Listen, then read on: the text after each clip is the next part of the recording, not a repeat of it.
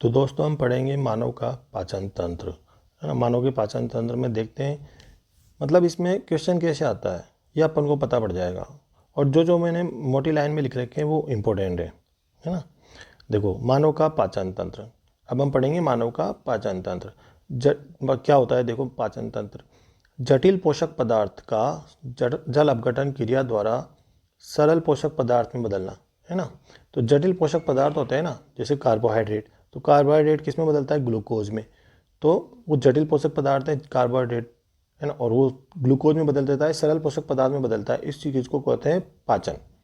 पाचन का मतलब पचाना, छोटे छोटे टुकड़ों में करना, भोजन का छोटे छोटे टुकड़े करना, या जटिल पोषक पदार्थों के सरल पोषक पदार्थों में बदलना, पाचन कहलाता है।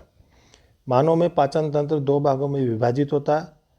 दो भाग कौन कौन से हैं देखो, पूरा पाचन तंत्र दो भागों में विभाजित होगा। एक तो आहार नाल, आहार नाल मतलब भोजन की नली, भोजन की नली आहार नाल। और दूसरा है आपका सहायक पाचक ग्रंथियाँ, मतलब जो पाचन में हमारी सहायता करती है, ऐसी ग्रंथियाँ जो पाचन में सहायता करती है ना। तो पहला पढ़ते हैं हम आहार नाल।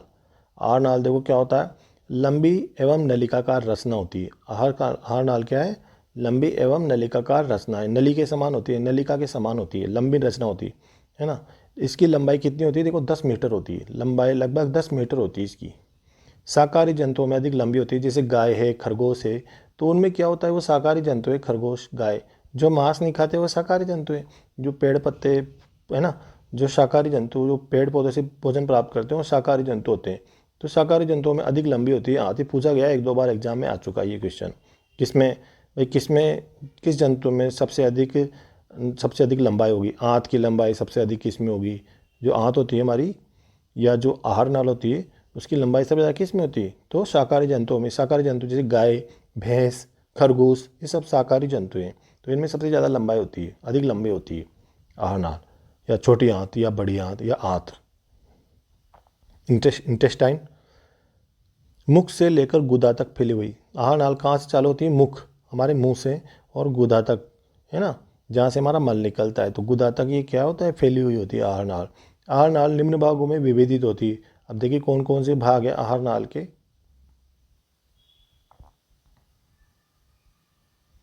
देखो आहार नाल में भोजन के सबसे पहले मुख आएगा, फिर मतलब माउथ, फिर मुखगुआ, मुखगुआ मतलब ओरल केविटी या बक्कल केविटी। फिर उसके बाद है ग्रसनी, फिर फेरिंग्स, ग्रसनी को बोलते हैं फेरिंग्स। फिर ग्रसिका, ग्रसिका को बोलते हैं ईसोफेगस, ईसोफेगस। उसके बाद आमाशय, आमाशय मतलब स्टोमक, स्टोमक। देखो आपको इंग्लिश में भी याद होना चाहिए, पक्का याद होना चाहिए, हिंदी और इंग्लिश में दोनों में, क्योंकि स्टोमक को वो हिंदी में लिख के दे देता है एग्जामिनर। इसके बाद छोटे आंत्र, छोटे आंत्र को के तीन भाग है देखो, छोटे आंत्र पे। उसके बाद बड़ी आंत्र, छोटे आंत्र के तीन भाग है, ड्यूडिनम, ड्यूडिनम, जेजुनम, इलियम, है ना। आपको तीनों इंग्लिश में याद होना चाहिए, बड़े याद होना चाहिए। छोटे निम्न में से छोटे आंत्र के का भाग कौन सा है, तो ये ऐसे क्वेश्चन आता है परीक्षा में।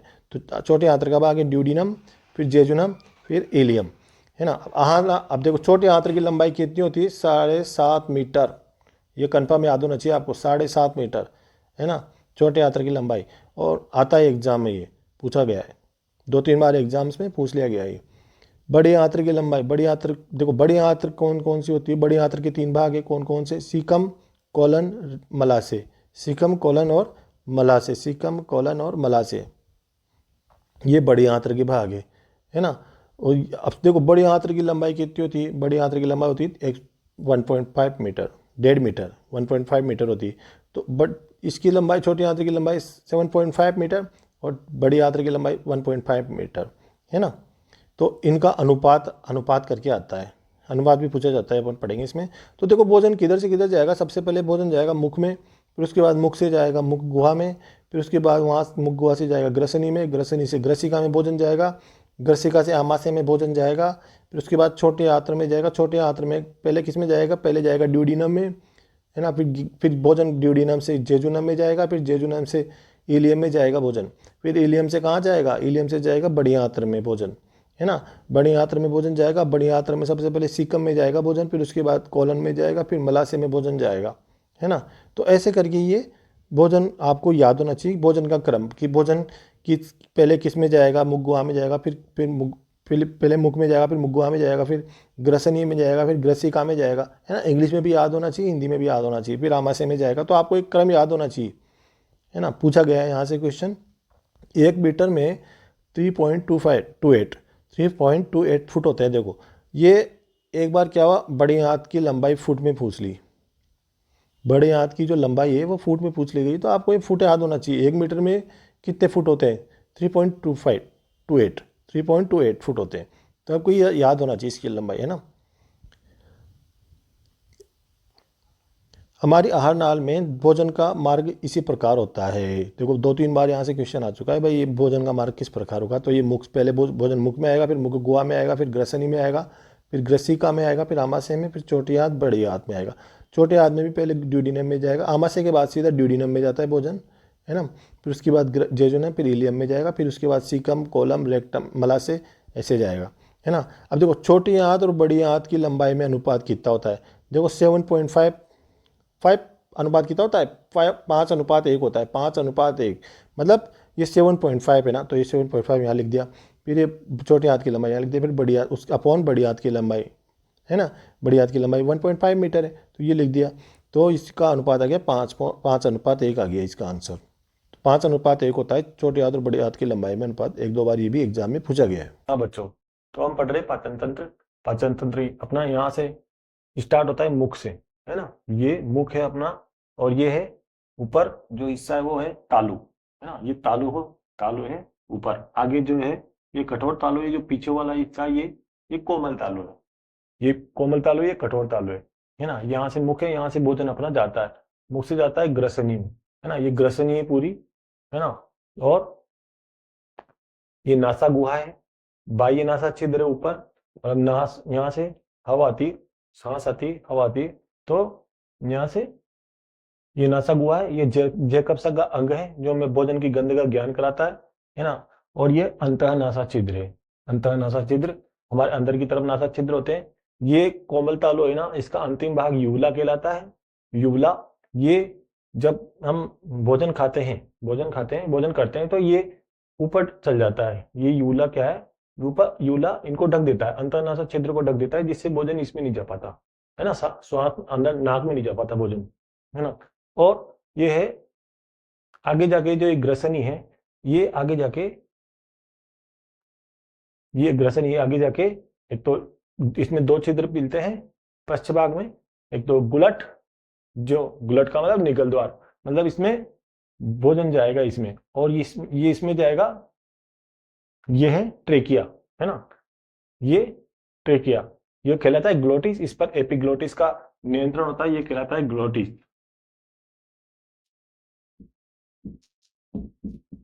ग्लोटिस, ये वाला छिद्र कहलाता है आपका ग्लोटिस।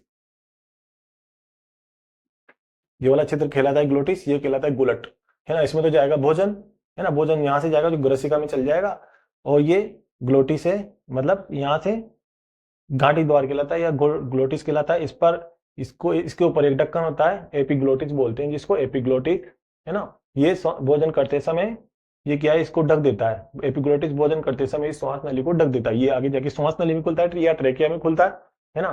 तो ये ग्रसिका में खुलता है, गुलट तो खुलता है ग्रेसिका में, और इससे खुलता है, ये ग्लोटिस खुलता है श्वास नली में, है ना। तो यहाँ से भोजन इसमें आता है आपका ग्रसिका में, है ना, ऐसे।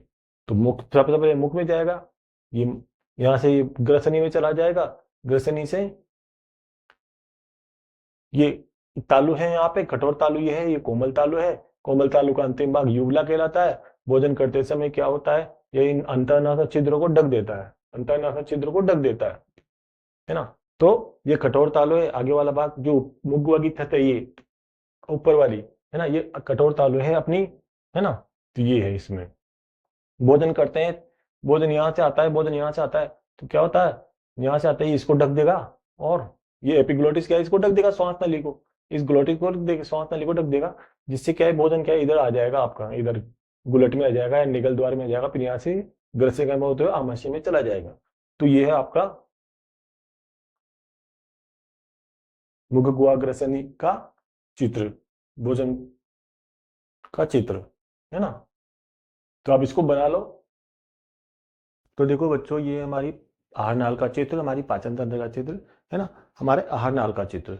तो आहार नाल में देखो क्या होता है, सब यहाँ पे ग्रसिका आ जाती है, ग्रसिका में बोलस आता है, हमारा खाना आता है। तो यहाँ पे ये आमाशय में आता है ना, खाना सबसे पहले किस में आता है, ग्रसिका से होते हुए आमाशय में आता है ना। आमाशय के 3 भाग है, कार्डियक, फंडिक और ये पाइलोरिक, है ना। फंडिक इसको बॉडी भी बोलते हैं, फंडिक को बॉडी भी बोलते हैं, है ना, मेन पार्ट इसका फंडिक होता है। तो देखो यहाँ पे भोजन ठहरता है हमारा, अम्लीय होता है यहाँ पे माध्यम, HCl अम्ल होता है ना। तो ये 3 भाग है इसके, कार्डियक, फंडिक, पाइलोरिक, ये 3 भाग है इसकी। और खाना यहाँ से आता है ना। ये कार्डियक में जो छिद्र पाया जाता है, यहाँ पे छिद्र पाया जाता है और यहाँ भी छिद्र पाया जाता है ना।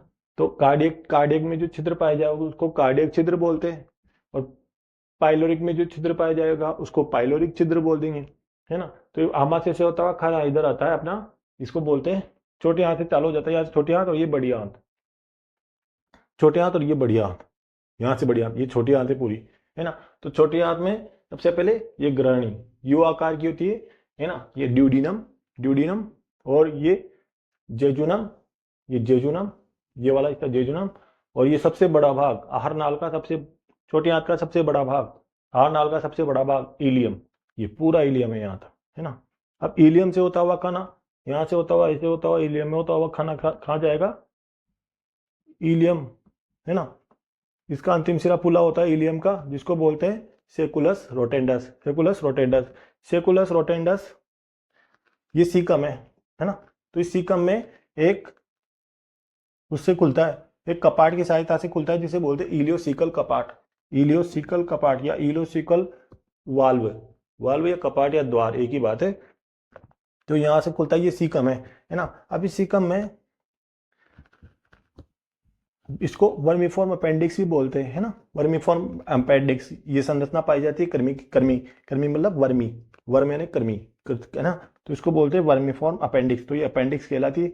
और यहाँ से ये कोलन चालू हो जाता है, ये कोलन है, पूरा कोलन है ना, बड़ी आंत का भाग कोलन, है ना, कोलन। यहाँ पे मलाशय आ जाता है और यहाँ पे एनस आ जाता है ना, एनस कैनाल, ये एनस एनस कैनाल है, ये मलाशय पूरा एनस कैनाल, और ये एनस, है ना। तो देखिए आप, ये बड़ी हाथ है, ये कोलन है, कोलन सिकम कोलन में खुल जाता है, कोलन, कोलन की 4 भुजाएं हैं, कोलन की 4 भाग है, अवरोही कोलन, अवरोही, ये वाला अवरोही, ये अनुप्रस्थ, ये अनुप्रस्थ है ना, अनुप्रस्थ या ट्रांसवर्स, है ना। ये है इधर वाला भाग कहलाता है अवरोही, अवरोही कोलन, है ना, ये पूरा। और इस वाला, ये वाला भाग कहलाता है सिग्मोइड, अंतिम भाग है सिग्मोइड, है ना। तो देखो अब इसमें कोलन में क्या होता है कि छोटे छोटे चूस्कांग पाए जाते हैं, होस्टा, इनकी सहायता से जल का अवशोषण होता है बड़ी आंत में। ये कोलन किसका भाग है, बड़ी आंत का भाग है। तो इसमें होस्टा पाए जाते हैं छोटे छोटे, इनसे क्या है चूस्कांग, ये इनको चूस्कांग बोलते हैं, मतलब इनसे जल का अवशोषण होता है ना, कोलन में जल का अवशोषण होता है, सर्वाधिक जल का अवशोषण होता है। तो जो भोजन पचता नहीं, यहाँ से होता हो, यहाँ से होता हो, यहाँ पे आ जाता है सिग्माब, सिग्माब या सिग्मोइड एक ही बात है ना, सिग्माब में आ जाता है, ये सिग्माब कोलन है, कोलन का भाग है ये, है ना। तो ये मलाशय में आ जाता है, जो बद पचता नहीं है, यहाँ पे ये मलाशय है ना, एनस केनाल, एनस, यहाँ से गुदा से बाहर चला जाता है ना। तो ये गुदा छिद्र है, गुदा से बाहर चला जाता है खाना। तो ये पाचन तंत्र का चित्र है। ये आमाशय मतलब भोजन ग्रसिका से होता हो, आमाशय से होता हो, इधर आएगा ग्रहणी में, ड्यूडिनम में आएगा। फिर उसके बाद ये अग्नाशय ग्रंथि है ना, ये यू आकार की जो ग्रहणी है, इसके बीच पाई जाती है अग्नाशय ग्रंथि, है ना। आमाशय के 3 भाग है, कार्डियक, फंडिक, पाइलोरिक। यहाँ पे जो चित्र पाया जाएगा, जहां से आमाशय, आमाशय और ग्रसिका के बीच जो चित्र पाया जाएगा उसको बोलते हैं कार्डियक, नाम है ना, तो कार्डियक छिद्र। यहाँ पे पाइलोरिक, पाइलोरिक छिद्र है ना, पाइलोरिक छिद्र बोलेंगे, पाइलोरिक है ना इसका, आमाशय के 3 भाग होते हैं, तो ये छिद्र को बोलेंगे पाइलोरिक छिद्र, है ना। तो ये पाचन तंत्र का चित्र है, आहार नाल का चित्र, इसको बना लो आप कॉपी में।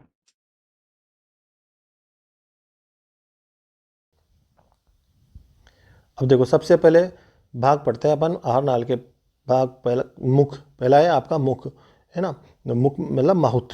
तो मुख में देखो क्या होता है, मानव में पाचन मुख से प्रारंभ होता है। देखो 1-2 बार पूछ लिया ये भी कि भोजन का पाचन कहाँ से प्रारंभ होता है मानव में, तो मुख से, माउथ से, है ना, मुंह से।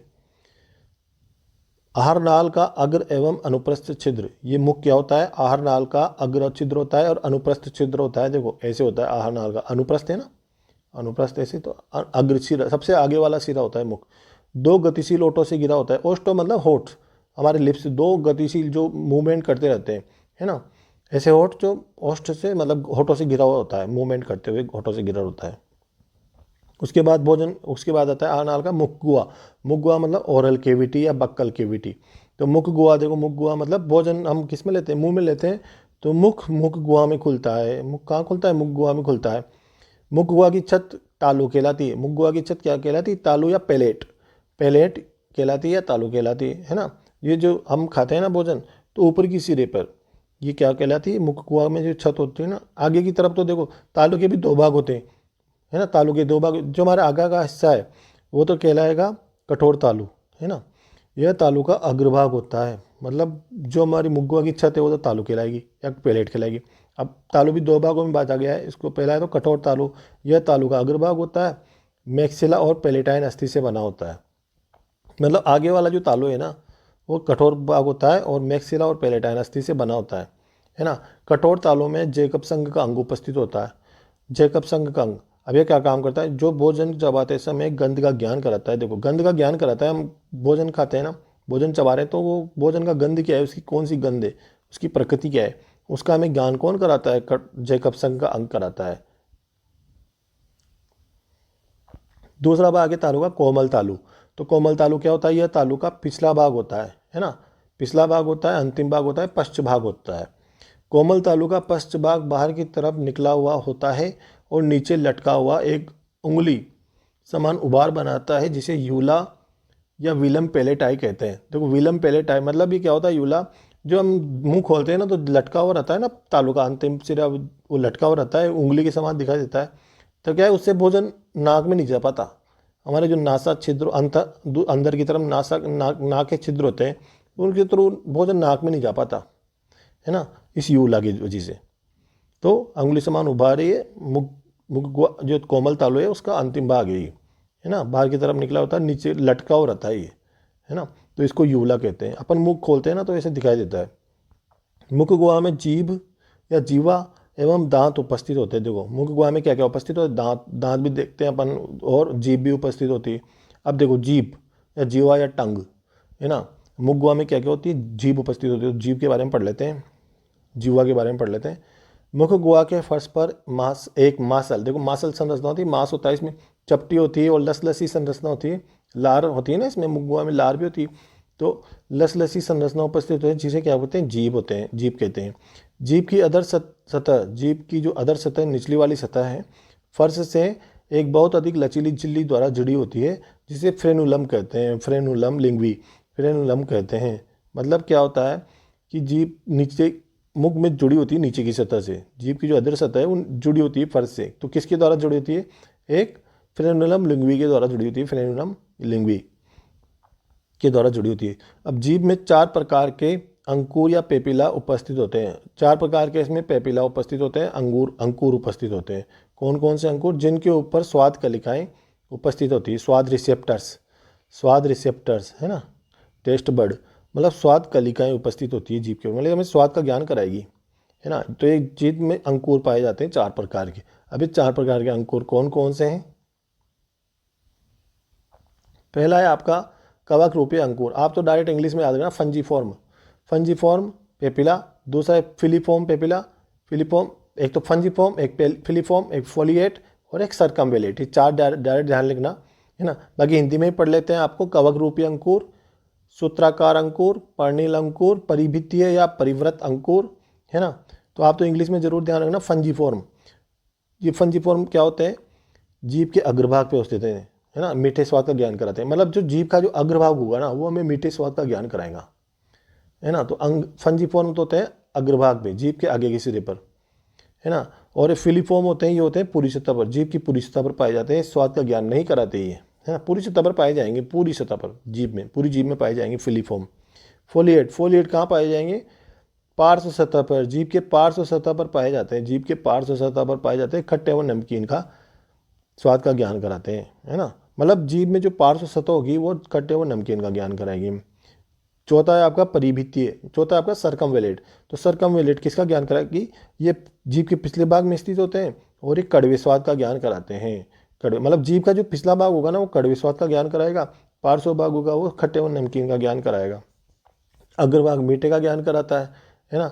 और ये तो स्वाद का ज्ञान कराता ही नहीं है, फिलिफॉर्म है ना, फंजीफॉर्म, फिलिफॉर्म, फोलिएट और सर्कमवेलेट। सर्कमवेलेट कड़वे का। जीभ का अग्रभाग देखो इसमें लिख भी दिया, जीभ का अग्रभाग मीठे स्वाद का, पिछला भाग कड़वे स्वाद का, और पार्श्व भाग जो पार्श्व भाग होता है साइडों का, जीभ के दोनों साइड पे, ये खट्टे और नमकीन स्वाद का ज्ञान कराता है।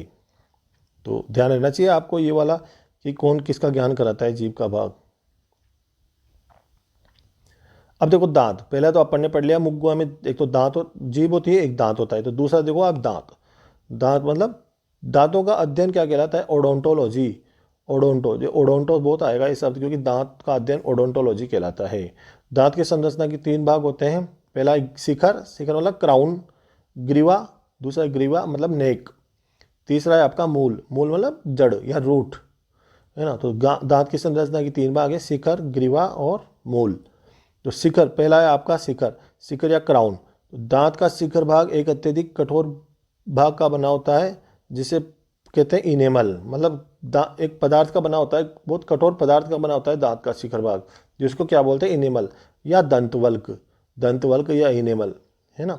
तो दंतवल्क कहते हैं। तो मैंने सफ़ेद रंग का होता है ना, तो वो इनेमल कहलाता है, कठोर पदार्थ होता है। यह इनेमल कैल्शियम फॉस्फेट का बना होता है, इंपॉर्टेंट है, कैल्शियम फॉस्फेट का बना होता है ना। इनेमल बाहर से दिखाई देने वाला सफेद रंग का कठोर आवरण होता है। इनेमल जंतु जगत का सबसे कठोर भाग है। जंतु जगत का सबसे कठोर भाग कौन सा है, इनेमल। देखो पहला तो शिखर हो गया, दूसरा आपका ग्रीवा, दांत का ग्रीवा मतलब नेक।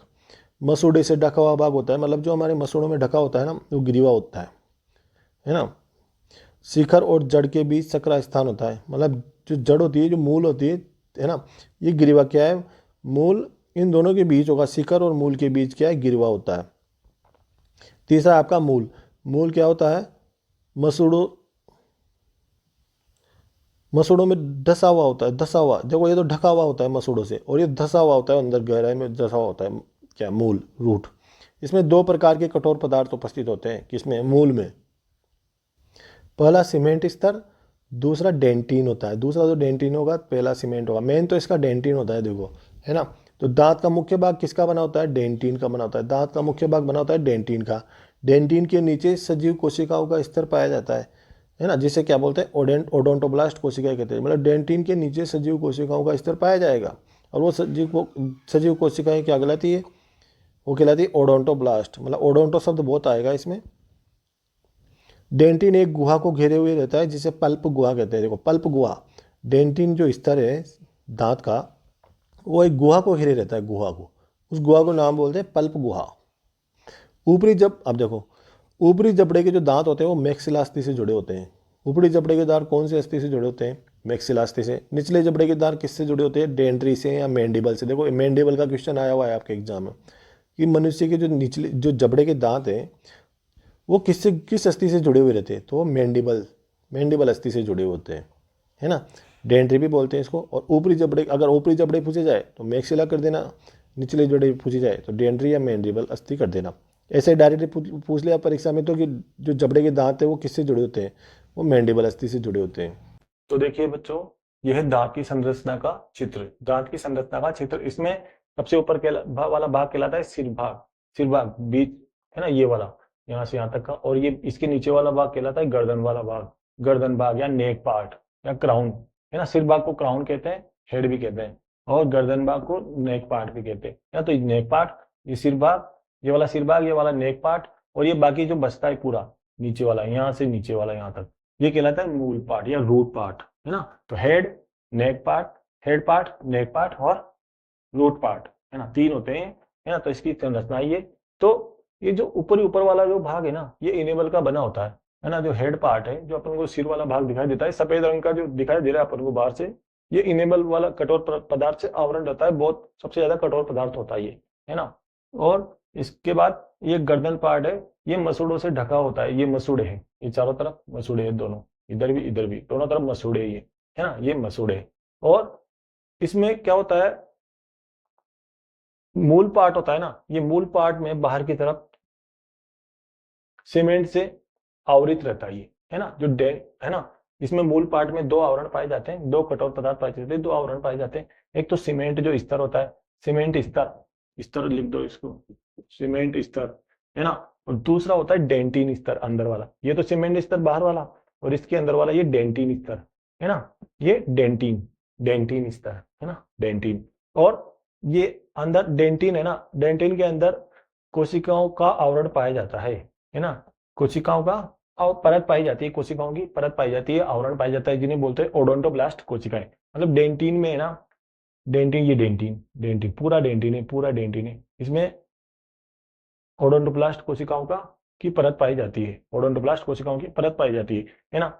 डेंटिन के अंदर जो एक गुहा पाई जाती है, एक गुहा, इस गुहा को बोलते हैं अपन पल्प गुहा, पल्प गुहा, है ना, पल्प कैविटी या पल्प गुहा। इसमें रक्त वाहिनियां ये सब पाई जाती है ना। तो पल्प गुहा किसमें पाई जाती है, डेंटिन में, है ना। तो ये काम है इसका, मतलब बाहर कठोर मसूड़े पाए जाते हैं, मसूड़ों से ढका रहता है ये। तो इसके दांत की संरचना एक बार फिर से समझ लीजिए। दांत की संरचना के तीन भाग होते हैं, सिर, गर्दन, सिर भाग, गर्दन भाग और मूल भाग या जड़ भाग, है ना। जो ऊपर सफेद रंग का दिखाई देता है वो सिर भाग होता है ना। और ये सिर भाग किससे बना होता है, एनिमल से। उसके नीचे पाया जाता है गर्दन भाग, है ना, है ना। गर्दन भाग जो मसूड़ों से ढका हुआ होता है, ये मसूड़े दोनों तरफ मसूड़ों से ढका हुआ होता है। उसके नीचे पाया जाता है गर्दन भाग, मूल भाग या रूट पार्ट। मतलब ये क्या होता है, मसूड़ों में धसा हुआ होता है ना, मसूड़ों में धसा होता है। तो मूल भाग जो दो आवरण से ढका रहता है, ये मूल भाग या रूट पार्ट। एक तो कठोर स्तर होता है इसके ऊपर की पाया जाता है, तो ऊपर तो पाया जाता है सेमाइंट स्तर, और अंदर पाया जाता है इसके डेंटिन स्तर। अब ये डेंटिन स्तर है, इसके अंदर कोशिकाओं का आवरण पाया जाता है, एक कोशिका का आवरण पाया जाता है, उस परत पाई जाती है, उसको बोलते हैं ओडोंटोब्लास्ट कोशिकाएं। डेंटिन के अंदर जो गुहा पाई जाती है उसको बोलते हैं पल्प गुहा। तो ये दांत की संरचना है, दांत की संरचना,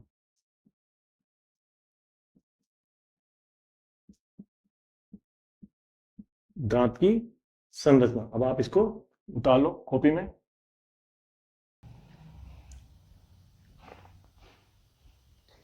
खरगोश में दांत जितने घिसते हैं उतने ही वृद्धि करते हैं। यदि उनके एक कृंतक दांत को तोड़ दिया जाए तो विपरीत भाग में स्थित कृंतक दांत सतत वृद्धि करता रहता है। अंत में यह जंतु ना तो मुख बंद कर सकता है और ना ही भोजन कुतर सकता है, और उनकी भूख के कारण मृत्यु हो जाती है। देखो बच्चों, मतलब खरगोश में क्या होता है कि उसके दांत जितने घिसते हैं ना उतने ही वो वृद्धि करते हैं। खरगोश तो खरगोश ही होता है। यदि उनके एक दांत को, कृंतक दांत जो सामने वाला दांत होता है, उसको तोड़ दिया जाए, है ना, तो विपरीत भाग में स्थित कृंतक दांत मतलब एक दांत को तोड़ देंगे ना तो दूसरा दांत वृद्धि करता रहता है। दूसरा जो सामने वाला दांत है वो वृद्धि करता रहेगा लगातार, और वो न तो मुख भी बंद नहीं कर सकता और न ही भोजन कर सकता है, वो भोजन भी नहीं कुतर सकता। वो जो भी घास भूस जो भी वो खाता है, शाकाहारी है खरगोश, न तो मुख बंद कर सकता न भोजन कुतर सकता। तो भूख भूख भूख लगेगी उसको, तो भूख में क्या खाएगा वो, तो उसके कारण उसकी मृत्यु हो जाती है ना। तो क्वेश्चन आता है कि यदि खरगोश में एक दांत तोड़ दिया जाए, उसका कृंतक दांत तोड़ दिया जाए, कृंतक दांत तोड़ दिया जाए तो क्या होगा, तो उसकी मृत्यु हो जाती है। कृंतक दांत तोड़ दोगे तो मृत्यु हो जाएगी। स्तनधारियों में निम्न चार प्रकार के दांत पाए जाते हैं। देखो स्तनधारी मनुष्य स्तनधारी में आता है, मनुष्य, खरगोश, गाय, भैंस, जो भी स्तनधारी, ये सब स्तनधारी है ना। तो चार प्रकार के दांत पाए जाते हैं इनमें, है ना। पहला है आपका कृंतक दांत, है ना, कृंतक दांत। ये कृंतक दांत जो पढ़ा था अपन ने, कृंतक दांत, इसको इंसाइजर बोलते हैं इंग्लिश में। इंसाइजर मतलब ये क्या होते हैं, सामने वाले दांत होते हैं, ये भोजन को कुतरने का काम करते हैं। इंसाइजर दांत भोजन को कुतरने का काम करते हैं। दूसरा होता है रजनक, रदनक या कैनाइन, ये क्या होता है, ये भोजन को चीरने फाड़ने का काम करते हैं। जो सामने वाले दांत के साइड पे है ना, तीखे तीखे दांत है ना, तो ये चीरने फाड़ने का काम करते हैं, भोजन को चीरने का काम करते हैं। तीसरा है आपका अग्र चवर्णक, अग्र चवर्णक या प्रीमोलर, ये भोजन को चबाने का कार्य करते हैं।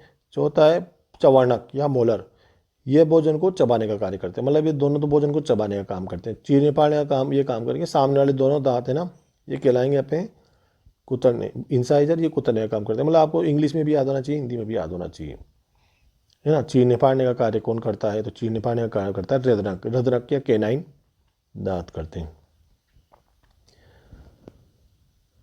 कृंतक, पहला देखो पहला दांत है आपका कृंतक।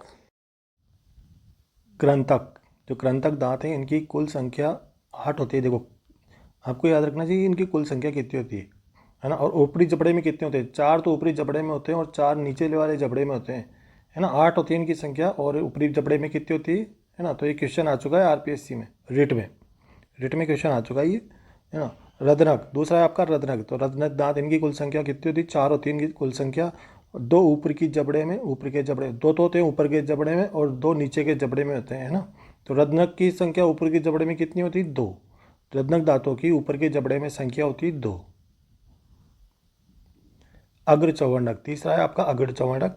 इनकी कुल संख्या 8 होती है ना। और 4 तो ऊपर की जबड़े में होती है और 4 नीचे के जबड़े में होती है ना। तो इनकी संख्या 8 होती है। कृंतक की संख्या 8 होती है, रदनक की संख्या भी 8 होती है, अग्र चौवर्णक की संख्या 8 होती है और चौवर्णक की संख्या 12 होती है। तो 6 इनकी कुल संख्या होती है 12 चौवर्णक दांतों की। और ये 6 तो ऊपर के जबड़े में होते हैं और 6 नीचे के जबड़े में होते हैं चौवर्णक दांत, ठीक है। और देखो मनुष्य में कौन से दांत पाए जाते हैं, मनुष्य में द्विबार दंती, मतलब 2 बार आते हैं ये दांत, है ना। द्विबार दंती या डाइफाइडोंट, इंग्लिश में बोलेंगे डाइफाइडोंट। गर्त दंती, है ना। द्विबार दंती, गर्त दंती और विषम दंती, है ना। तो ये अलग अलग, विषम दंती मतलब अलग अलग प्रकार के दांत। हिट्रोडोंट, है ना, हिट्रोडोंट और गर्त दंती मतलब दसे हुए, मतलब थिकोडोंट, इंग्लिश में थिकोडोंट बोलेंगे अपन इनको, है ना। तो द्विबार दंती, गर्द दंती और विषम दंती दांत प्रकार के दांत पाए जाते हैं मनुष्य में। और मछली में कैसे दांत पाए जाते हैं, बहुबार दंती, मतलब जो बार बार आते हैं दांत, ऐसे दांत जो बार बार आते हैं। पोलीफायोडोंट, अग्रदंती, एक्रोडोंट और समदंती, है ना, एक ही प्रकार के दांत। होमोडोंट, एक बार एक क्वेश्चन आया था किसी एग्जाम में कि होमोडोंट प्रकार के दांत किस में पाए जाते हैं, तो मछली में, है ना। आप तो मछली, मनुष्य का जरूर याद रखना है, हिंदी में, हिंदी वाला तो जरूर याद रखना है आपको, मनुष्य का जरूर याद रखना है। द्विबार दंती, गर्त दंती और विषम दंती। द्विबार दंती, गर्त दंती, विषम दंती दांत किस में पाए जाते हैं, मनुष्य में, है ना। ये मनुष्य में किस प्रकार के दांत पाए जाते हैं, द्विबार दंती, गर्त दंती और विषम दंती। द्विबार दंती मतलब जो 2 बार आते हैं जीवन में, ऐसे दांत जो 2 बार आते हैं। देखो मनुष्य के सभी अग्र चौवर्णक तथा अंतिम चौवर्णक दांत अकल दांत, विजडम टीथ, स्थायी दांत होते हैं। देखो जो चबाने वाले दांत होते हैं ना, दाढ़ होती है ना, तो अग्र चौवर्णक और अंतिम चौवर्णक जो दांत होते हैं, या अंतिम चौवर्णक दांतों को अकल दांत भी बोलते हैं। ये क्या है, विजडम टीथ भी बोलते हैं इनको, अकल दांत भी बोलते हैं। ये 20 से 25 साल की उम्र में आते हैं, मतलब ये, है ना। तो ये स्थायी दांत होते हैं अकल दांत। ये चौवर्णक दांत जो भी है ना, ये स्थायी दांत होते हैं। अग्र चौवर्णक और अंतिम चौवर्णक, है ना। मध्य चौवर्णक दांत है ना, वो स्थायी नहीं होते, तो मतलब ये स्थायी होते हैं। स्थायी अग्र चौवर्णक और अंतिम चौवर्णक दांत स्थायी दांत होते हैं। मानव में अकलदाट अवशेषी होती है। देखो ये एक बार क्वेश्चन आया था कि मानव में कौन से दांत अवशेषी होते हैं, तो अकलदाट मतलब विजडम टीथ, है ना, मतलब विजडम टीथ या अकलदाट क्या है, अवशेषी होते हैं। बड़े हो जाते हैं ना बच्चे, तो उनमें बोलते हैं ना अपन, अक्ल आ गई, इसमें दिमाग आ गया, अक्ल आ गई, समझ आ गई इसमें, तो विजडम आ गई, इनकी बुद्धि आ गई इसमें, है ना। तो उनको बोलते हैं अकलदाट, और ये अवशेषी होते हैं मानव में। एक वयस्क मनुष्य में 32 स्थायी दांत होते हैं। देखो वयस्क मनुष्य, ध्यान रखना है आपको, एक वयस्क मनुष्य में स्थायी दांत कितने होते हैं, 32। दूध के दांतों की संख्या 20 होती है। दूध के दांत क्या होते हैं, जो दोबारा आते हैं, है ना, जो दोबारा आते हैं। दूध के दांत गिरने के बाद दोबारा आते हैं, है ना। एक बार क्वेश्चन आ चुका है यहाँ से, तो ये इंपॉर्टेंट है। दूध के दांतों की संख्या कितनी होती है, 20, है ना। मतलब जो 5 साल का बच्चा हो ना, उसके कहते हैं, उसके जो दांत होते हैं ना, वो दूध के दांत होते हैं, तो दोबारा आते हैं 20 दांत, है ना। और 12 दांत क्या है, स्थायी होते हैं 5 साल के बच्चे में। 12 दांत तो स्थायी होते हैं और 20 दांत नए आते हैं। तो एक व्यक्ति को 52 दांत आते हैं कुल मिला के उसकी ज़िंदगी में, 52 दांत आते हैं। 52 जो दांत हैं वो आते हैं उसकी ज़िंदगी में, है ना। 20 तो दोबारा आएंगे और 12 स्थायी होते हैं, स्थायी दांत होते हैं। तो अगर एक, ये तो बच्चे में, 1 साल 5 साल के बच्चे में, अगर इस वयस्क मनुष्य में पूछे, तो वयस्क मनुष्य में 32 दांत होते हैं, स्थायी दांत। मनुष्य का दंतसूत्र, देखो दंतसूत्र है मनुष्य का, इंपॉर्टेंट है ये, 2123 अपॉन 2123 मतलब 2123, भाग चिन्ह 2123 है ना, 2123 अपॉन बटे 2123 है ना, बराबर 32। तो ये है मनुष्य का दंत सूत्र। तो इसको ध्यान रखना, अब ये भाग चिन्ह है, इसका मतलब बटे ये अपोन है। दंत क्षय होने से इनेमल कोमल हो जाता है। दांतों का जो कठोर स्तर है ना इनेमल, वो जो इनेमल स्तर है सफ़ेद रंग का, वाइट कलर का जो दिखता है सामने, वो कोमल हो जाता है दंत क्षय होने से। दंत क्षय कम करने के लिए टूथपेस्ट में क्या मिलाया जाता है? फ्लोराइड। दंत क्षय कम करने के लिए टूथपेस्ट में फ्लोराइड मिलाया जाता है। देखो 5.5 pH होती है ना, 5.5 pH अगर कम होती है तो वो क्या है, दंत क्षय होने लग जाता है वहाँ से, है ना। तो दंत क्षय कम करने के लिए टूथपेस्ट में क्या मिलाया जाता है? फ्लोराइड मिलाया जाता है। दांतों का क्षय होना, दंत क्षय मतलब दांतों का क्षय होना, दांत तो नष्ट होने लग जाते हैं, खराब होने लग जाते हैं, खत्म होने लग जाते हैं। अगला देखो ग्रसनी। मुख और मुख गुहा पढ़ लिया अपन ने, अब आपका है ग्रसनी, फेरिंग्स।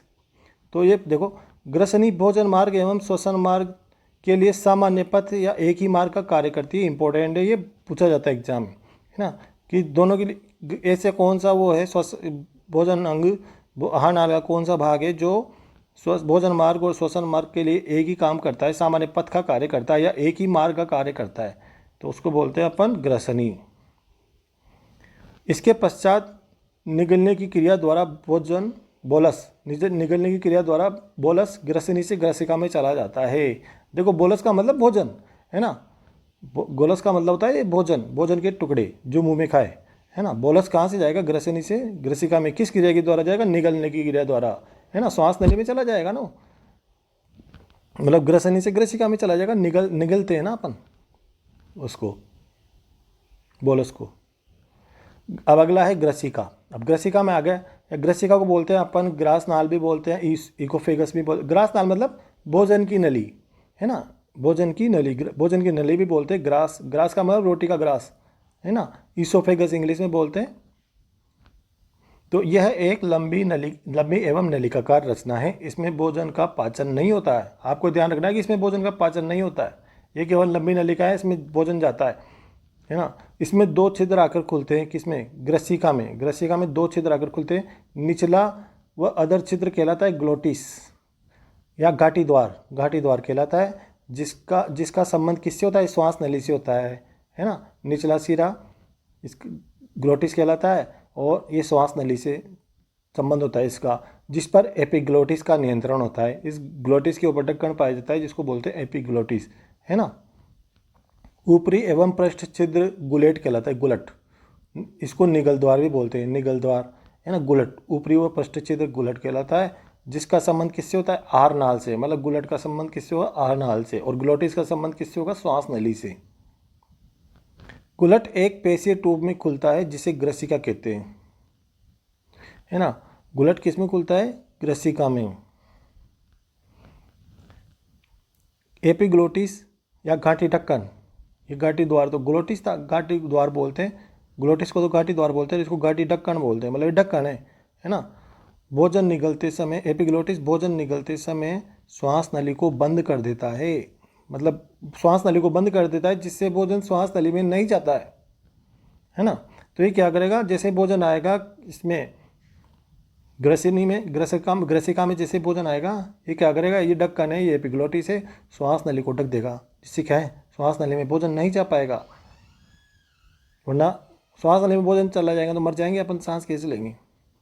भोजन क्या है? भोजन नली में चल जाता है। ग्रसिका में भोजन कर्माकुंचन तरंगों द्वारा, कर्माकुंचन देखो इंपॉर्टेंट है ये, है ना। ग्रसिका में भोजन कैसे आगे बढ़ता है? कर्माकुंचन तरंगों द्वारा बढ़ता है ना। कर्माकुंचन तरंगों या कर्माकुंचन गतियाँ द्वारा आगे बढ़ता है। कर्माकुंचन गतियों का मतलब ग्रास नली का सिकुड़ना और फैलना है। देखो एक बार एग्जाम में क्वेश्चन आ गया कि कर्माकुंचन गतियों का मतलब क्या है, तो इसका मतलब है जो ग्रास नली होती है, जो ग्रसिका होती है ना, भोजन की नली जो होती है, वो उसका सिकुड़ना और फैलना, मतलब लगातार सिकुड़ती है और फैलती है, इसको बोलते हैं कर्माकुंचन नली, कर्माकुंचन गतियाँ या कर्माकुंचन तरंगी।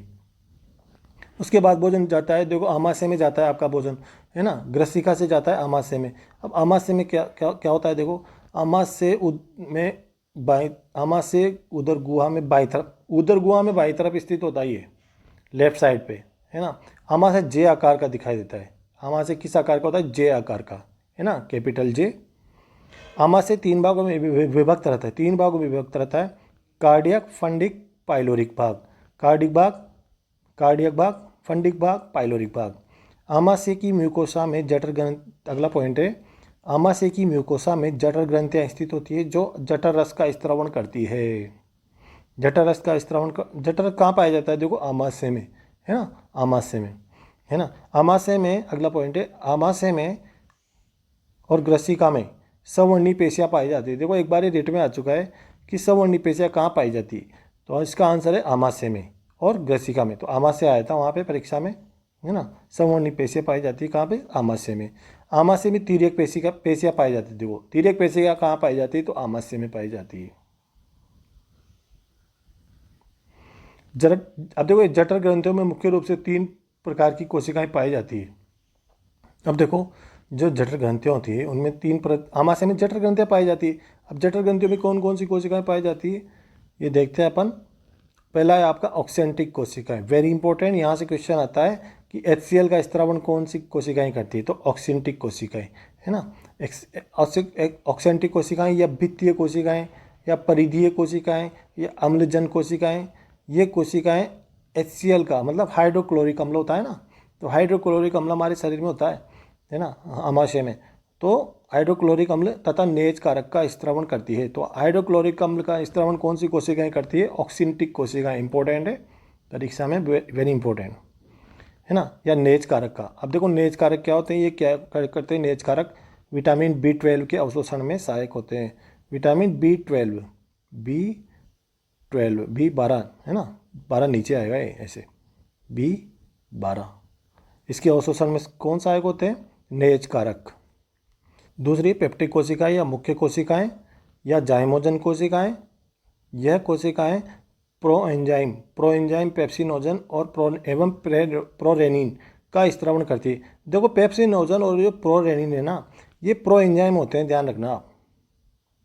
प्रोएंजाइम होते हैं, मतलब एंजाइम की पहले की अवस्था ही है, मतलब एंजाइम ये निष्क्रिय एंजाइम है। पेप्सिनोजन और प्रोरेनिन निष्क्रिय एंजाइम है। तो आप ध्यान रखना, आ चुका है परीक्षा में कि पेप्सिनोजन होता है, एक तो प्रो एंजाइम होता है, एक निष्क्रिय एंजाइम होता है ना, निष्क्रिय एंजाइम भी होता है ना। तो ये क्या है, इसका स्त्रावण करती है कौन सी कोशिकाएं, पेप्सिनोजन का स्त्रावण कौन करती है, मुख्य कोशिकाएं या पेप्टिक कोशिकाएं इसका स्त्रावण करती है ना। तीसरी आपकी श्लेष्मा कोशिकाएं या गोबलेट कोशिकाएं या कलश कोशिकाएं या चषक कोशिकाएं, ये गोबलेट के नाम से बहुत आता है, गोबलेट, है ना। ये म्यूकस या श्लेष्मा का स्त्रावण करती है, कौन सी कोशिकाएं, गोबलेट कोशिकाएं, है ना। यह श्लेष्मा आमाशय की दीवारों की HCl अम्ल से रक्षा करता है। देखो ये ऑक्सेंटिक कोशिकाएं HCl अम्ल स्त्रावित करती है ना, तो जो आमाशय की दीवारें हैं वो HCl अम्ल से खराब हो जाएगी, हाइड्रोक्लोरिक अम्ल होता है, इससे खराब हो जाएगी। तो ये श्लेष्मा उसकी रक्षा करता है आमाशय की दीवारों की, कौन, श्लेष्मा, जो कौन स्त्रावित करती है, गोबलेट कोशिकाएं।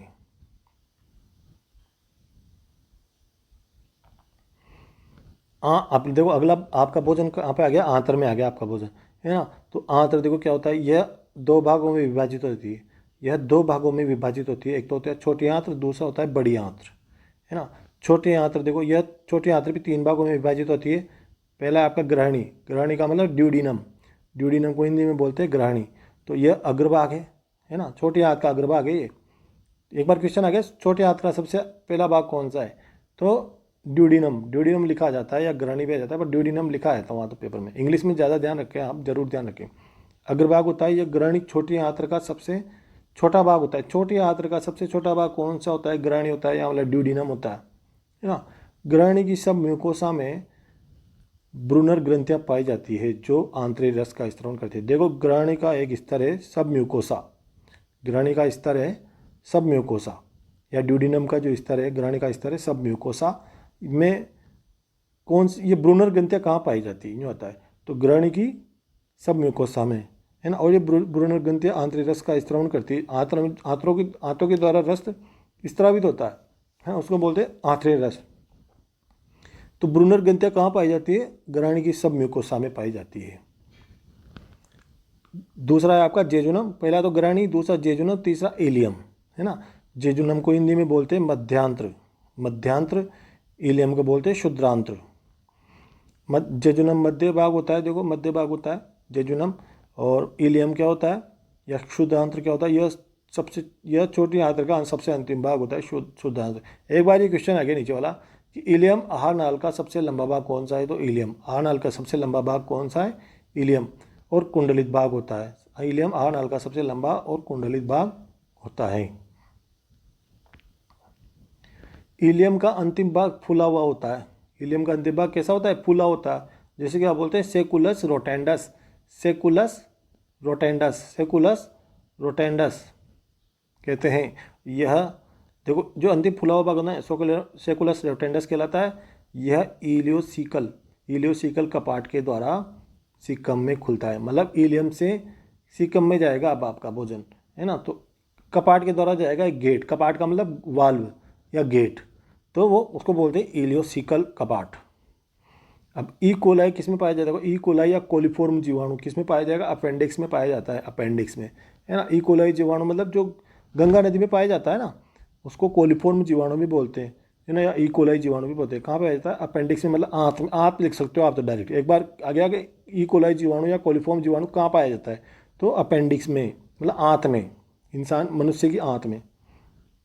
छोटी आंत्र में निम्न तीन संरचनाएं पाई जाती है, निम्न तीन रचनाएं पाई जाती है जो अवशोषण की सतह को या अवशोषण क्षेत्रफल को बढ़ाती है। मतलब भोजन का अवशोषण करेगा ना, तो छोटी आंत्र में क्या होता है? भोजन का अवशोषण बहुत ज़्यादा होता है, पाचन भी होता है, अवशोषण भी बहुत होता है इसमें, है ना। तो क्या होता है? ये तीन रचनाएं पाई जाएगी। अब कौन कौन सी तीन रचनाएं हैं? ये क्या अवशोषण के क्षेत्रफल को बढ़ाती है? पहली है आपकी छोटी आंत्र में म्यूकस झिल्ली के वलन पाए जाते हैं। म्यूकस झिल्ली के वलन पाए जाते हैं। ऐसे वलनों को प्लाई की सर्कुलेरिस, देखो प्लाई की सर्कुलेरिस नाम आता है परीक्षा में। तो प्लाई के सर्कुलेरिस कहाँ पे पाए जाते हैं? छोटी आंत में, है ना, छोटी आंत में पाए जाते हैं। या करकरिंग ऑफ वाल्व, करकरिंग ऑफ वाल्व या वाल्वुली कॉन्वेंटी। तो प्लाई की सर्कुलेरिस नाम ध्यान रखें आप जरूर, है ना। तो ये तीन वाल्वुली कॉन्वेंटी भी बोलते हैं इनको। इन पर रसांकुर या विलाई पाए जाते हैं। विलाई नाम आ जाता है परीक्षा में, देखो, है ना। अंकुर या रसांकुर या विलाई पाए जाते हैं किन पर? इन पर, प्लाई के सर्कुलेरिस पर। तो ये रसांकुर क्या करते हैं? रसांकुर के नीचे की तरफ एक दरार, छोटी सी दरार रूपी जगह पाई जाती है। इन्हें लीबर कोने की दरारें कहते हैं, है ना। रसांकुरों के नीचे की तरफ क्या पाई जाती है? एक छोटी सी दरार रूपी जगह पाई जाती है जिन्हें लीबर कोने की दरारें कहते हैं। ये अवशोषण के क्षेत्र को बढ़ा दिए सब। दूसरी आपकी छोटी आंत्र में अनेक उंगलीनुमा उभार पाए जाते हैं जिन्हें रसांकुर कहते हैं, है ना। रसांकुर कहते हैं या अंकुर कहते हैं या विलाई कहते हैं। इन रसांकुरों में या अंकुरों में, इन रसांकुरों में रक्तवाहिनियों एवं लसिका वाहिनियों की आपूर्ति होती है। इनमें सबसे बड़ी लसिका वाहिनी लैक्टियल कहलाती है। देखो भाई, रसांकुरों में या अंकुरों में क्या पाई जाती है? रक्तवाहिनियाँ पाई जाती है, लसिका वाहिनियाँ पाई जाती है ना। तो जिनमें सबसे बड़ी लसिका वाहिनी कौन सी होती है? लैक्टियल कहलाती है। अब लैक्टियल देखो किससे संबंधित है? परीक्षा में आता है क्वेश्चन कि लैक्टियल संबंधित है, किससे संबंधित है? वसा के अवशोषण से संबंधित होती है। मतलब जो लैक्टियल है ना, ये लसिका वाहिनी होती है, ये क्या करती है? वसा का अवशोषण करती है, वसा के अवशोषण का कार्य करती है। तीसरा है आपका प्रत्येक रसांकुर पर अनेक सूक्ष्मांकुर पाए जाते हैं, माइक्रोविलाई। विलाई के ऊपर पाए जाएंगे माइक्रोविलाई।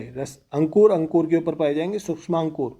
रसांकुर या अंकुर के ऊपर पाए जाएंगे सूक्ष्मांकुर, है ना। ये क्या बनाते हैं? सूक्ष्मांकुर पाए जाते हैं जो ब्रश बॉर्डर बनाते हैं। अब देखो क्वेश्चन आता है सक्कस एंटेरिकस क्या होता है? मतलब आंतरीय रस या आंत्र स्त्राव, एक ही बात है। आंतरीय रस बोल दो, चाहे आंतरीय स्त्राव बोल दो, चाहे आंत्र स्त्राव बोल दो, एक ही बात है ना। सक्कस एंटेरिकस इंग्लिश में बोलते हैं। म्यूकोसा के ब्रश बॉर्डर कोशिकाओं, है ना। ब्रश बॉर्डर कौन बनाते हैं? सूक्ष्मांकुर।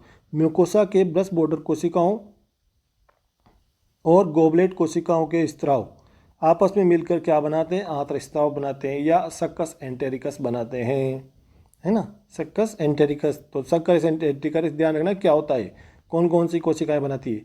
म्यूकोसिका की बर्स बॉर्डर कोशिकाएं बनाती है और गोबलेट कोशिकाओं के स्त्राव आपस में मिलकर बनाते हैं, क्या बनाते हैं, सक्कस एंटेरिकस या आंतरिक रस या आंतरिक स्त्राव, आंत्र जूस। अब देखो छोटी आंत्र का मुख्य कार्य ध्यान होना चाहिए आपको, छोटी आंत्र का मुख्य कार्य होता है पाचन, भोजन का पाचन, भोजन का पाचन और पोषक तत्वों का अवशोषण। मतलब छोटी आंत्र में होता है अवशोषण, किसका, अधिकांश चीज़ों का अवशोषण छोटी आंत्र में होता है, सबसे ज़्यादा अवशोषण, है ना। बड़ी आंत में तो केवल पानी का अवशोषण होगा, लेकिन छोटी आंत्र में अवशोषण सबसे ज़्यादा अवशोषण छोटी आंत्र में होता है, और पाचन भी।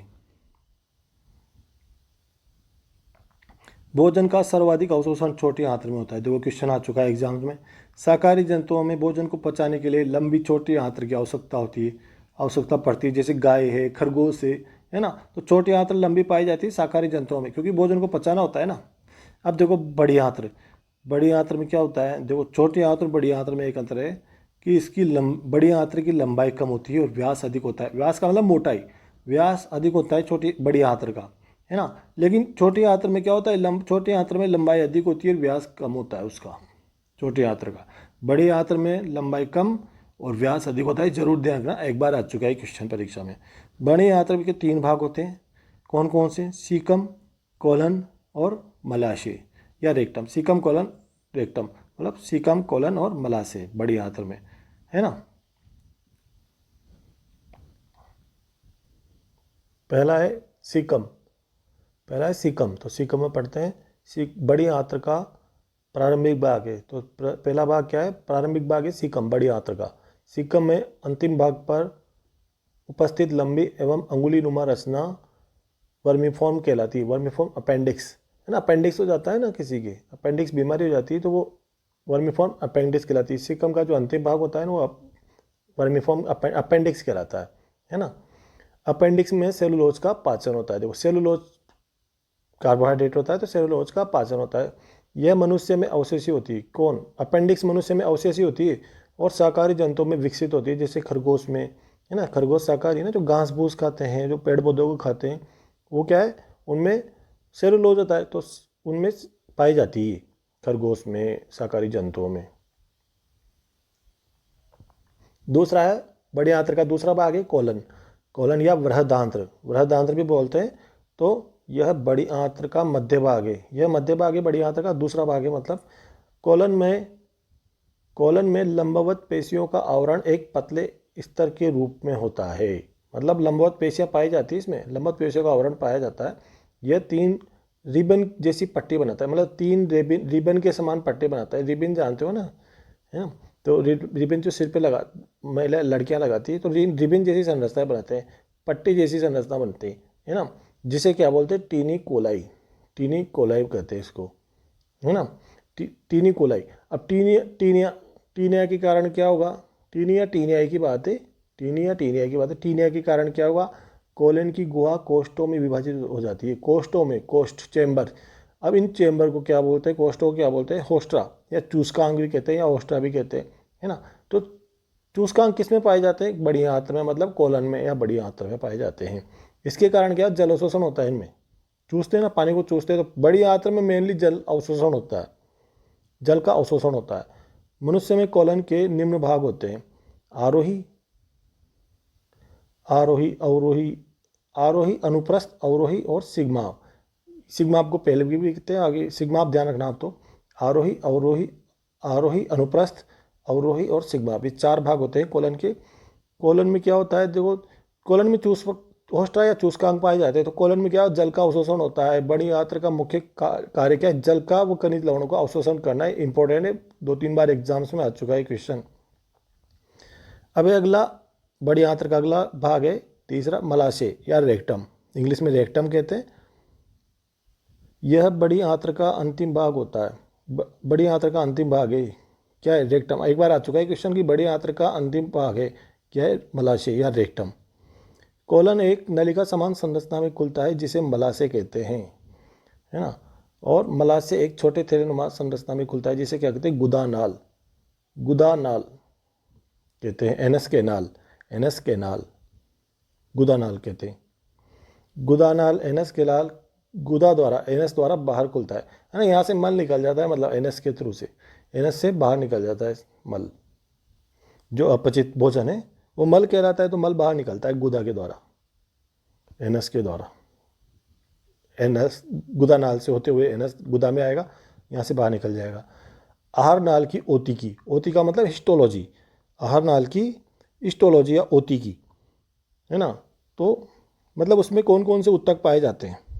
ओतिकी का मतलब ऊतक, कौन कौन से ऊतक पाए जाते हैं, टिश्यू। आहार नाल की भित्ति में बाहर से अंदर की ओर, देखो ये ध्यान रखना, बाहर से अंदर की ओर, बाहर से अंदर की ओर 4 स्तर पाए जाते हैं। सबसे बाहरी स्तर ये पाया जाता है सिरोसा, है ना, ये आहार नाल का सबसे बाहरी स्तर है, तो इसको ध्यान रखना सबसे बाहरी स्तर कौन सा है, आहार नाल का, सिरोसा। फिर पेशीय परत मतलब मस्क्यूलर लेयर, फिर सब म्यूकोसा और फिर म्यूकोसा। म्यूकोसा सबसे भीतरी स्तर है, सिरोसा सबसे बाहरी स्तर है ना। यह आहार नाल की ल्यूमन का सबसे भीतरी परत है या भीतरी स्तर है। तो सबसे बाहरी स्तर कौन सा है आहार नाल का, और सबसे भीतरी कौन सा है, ये ध्यान रखना आप, है ना। अब ये हो गई आपकी आहार नाल।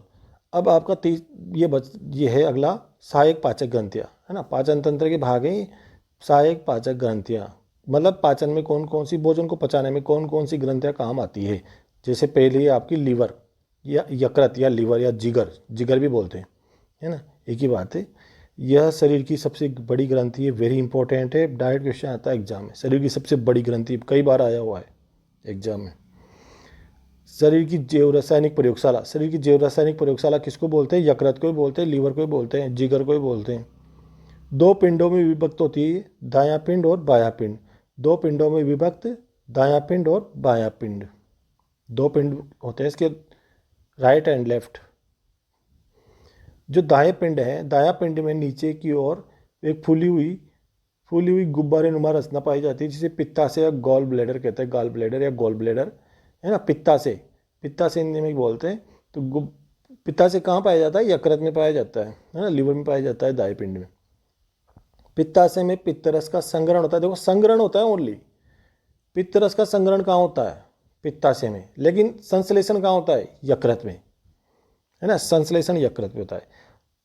यकृत का प्रत्येक पिंड अनेक यकृत पालिकाओं से बना होता है, या लोब्यूल से या पिंडकों से बना होता है ना। यकृत पालिकाओं बोल दो, चाहे यकृत पिंड को बोल दो, चाहे पिंड को, या लोब्यूल्स बोल दो, है ना, लोब्यूल्स से मिलकर बना होता है यकृत। यकृत पालिका की संरचना, यकृत पालिका की संरचना देखो क्या होती है, मतलब यकृत किससे मिलकर बना होता है, यकृत पालिकाओं से या पिंडकों से या लोब्यूल से। तो ये यकृत पालिका की संरचना देखो, तो देखो बच्चों ये है यकृत की संरचना, लीवर की संरचना, यकृत की संरचना। तो इसमें 2 पालियां पाई जाती है, 2 लोब पाई जाती है। एक तो बाईं तरफ जो स्थित होती है इधर से, ये लेफ्ट वाली होगी और ये राइट वाली होगी। मेरा राइट हाथ इस तरफ है तो राइट वाली इधर, और लेफ्ट हाथ इस तरफ है तो लेफ्ट वाली इधर होगी।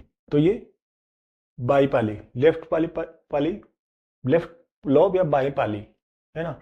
और ये दाएं तरफ स्थित है जो दाई पाली या राइट लोब, है ना। इसके ऊपर एक आवरण रहता है ना, आवरण रहता है, इसको बोलते हैं मिजेंट्री, है ना। एक आवरण पाया जाता है इसके ऊपर, इसको बोलते हैं मिजेंट्री। और यकृत में जो लीवर है इसमें दाई पाली में पाया जाता है, ये दाई पाली में पाया जाता है पित्ताशय, दाएं पाली में पित्ताशय पाया जाता है ना, उपस्थित होता है। यह पित्त का संग्रहण करता है, पित्त जो रस होता है, पित्त रस, उसका संग्रह करता है, भंडारण करता है उसका, है ना। लेकिन इसमें निर्माण नहीं होता, निर्माण तो यकृत ही करता है, लेकिन निर्माण नहीं होता इसमें, ये तो केवल संग्रह करता है। इसके अलावा इस पित्ताशय से एक वाहिनी निकलती है, ये इसको बोलते हैं सिस्टिक डक्ट, इंग्लिश में भी जरूर ध्यान रखें, सिस्टिक डक्ट या यकृत वाहिनी, है ना। और यहाँ से जो वाहिनी निकलती है इससे, है ना, इसको बोलते हैं पित्त वाहिनी, इस वाहिनी को बोलते हैं पित्त वाहिनी। तो ये है यकृत की संरचना। 2 लोब पाई जाती है इसमें, 2 पालियां पाई जाती है, बाएं तरफ स्थित को पाली को बाई पाली, जो पाली दाएं तरफ स्थित होती है उसको दाएं पाली, है ना। यकृत में दाएं पिंड में पित्ताशय पाया जाता है, दाएं पिंड में क्या पाया जाता है, पित्ताशय, यह पित्तरस का संग्रह करता है ना। और इसमें पित्ताशय से जो वाहिनी निकलती है उसको बोलते हैं यकृत वाहिनी या सिस्टिक डक्ट, इंग्लिश में ध्यान रखें जरूर, सिस्टिक डक्ट। और है ना, यहाँ इसके पास जो वाहिनी निकलती है उससे बोलते हैं अपन पित्त वाहिनी या बाइल डक्ट। तो देखिए बच्चों ये है लोब्यूल की संरचना, यकृत पालिका की संरचना, है ना। ये लोब्यूल क्या है, यकृत पालिका है। यकृत की संरचनात्मक और क्रियात्मक इकाई कहलाती है। तो लोब्यूल की संरचना देखो आप, इसके चारों तरफ क्या पाया जाता है, एक आवरण पाया जाता है, चारों तरफ एक आवरण पाया जाता है जिसे बोलते हैं ग्लिसन कैप्सूल। ग्लिसन कैप्सूल का आवरण पाया जाता है ना। इसमें कोशिकाएं पाई जाती है, एक कतार के रूप में पाई जाती है, एक कतार कतार के रूप में पाई जाती है, एक लड़ी के रूप में पाई जाती है। इसमें जो कोशिकाएं पाई जाती है इसको बोलते हैं हिपेटिक कोड। एक कतार के रूप में जो कोशिकाएं पाई जाती है इसको बोलते हैं हिपेटिक कोड। और इस हिपेटिक कोड, इसमें साइनोस, ये कोशिकाओं के मध्य जो खाली स्थान है ना, ये हिपेटिक कोड के मध्य जो खाली स्थान है ना, उनको बोलते हैं अपन साइनोसॉइड। साइनोसॉइड है ना। और इसमें साइनोसॉइड में ये क्या पाई जाती है, कोशिकाएं पाई जाती है जिनको बोलते हैं कुपर कोशिकाएं। कुपर कोशिकाएं ये क्या करते हैं, जीवाणु का भक्षण करते हैं, मतलब पुरानी आरबीसी को नष्ट करती है।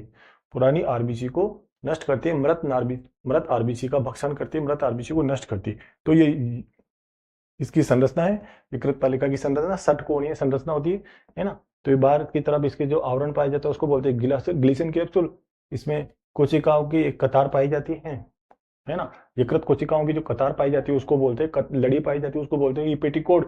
और इस कोशिकाओं के हिपेटिक कोड के मध्य सिरा पात्र पाया जाता है, या साइनोसॉइड पाया जाता है, या सिरा पात्र पाया जाता है, खाली स्थान है ये, है ना, यकृत कोशिकाओं के मध्य। और इसमें साइनोसॉइड में क्या पाई जाती है, ऊपर कोशिकाएं पाई जाती है। ये पुरानी आरबीसी को भक्षण करती है, पुरानी आरबीसी को मृत आरबीसी को खत्म करती है ना। तो यह है यकृत पालिका की संरचना है।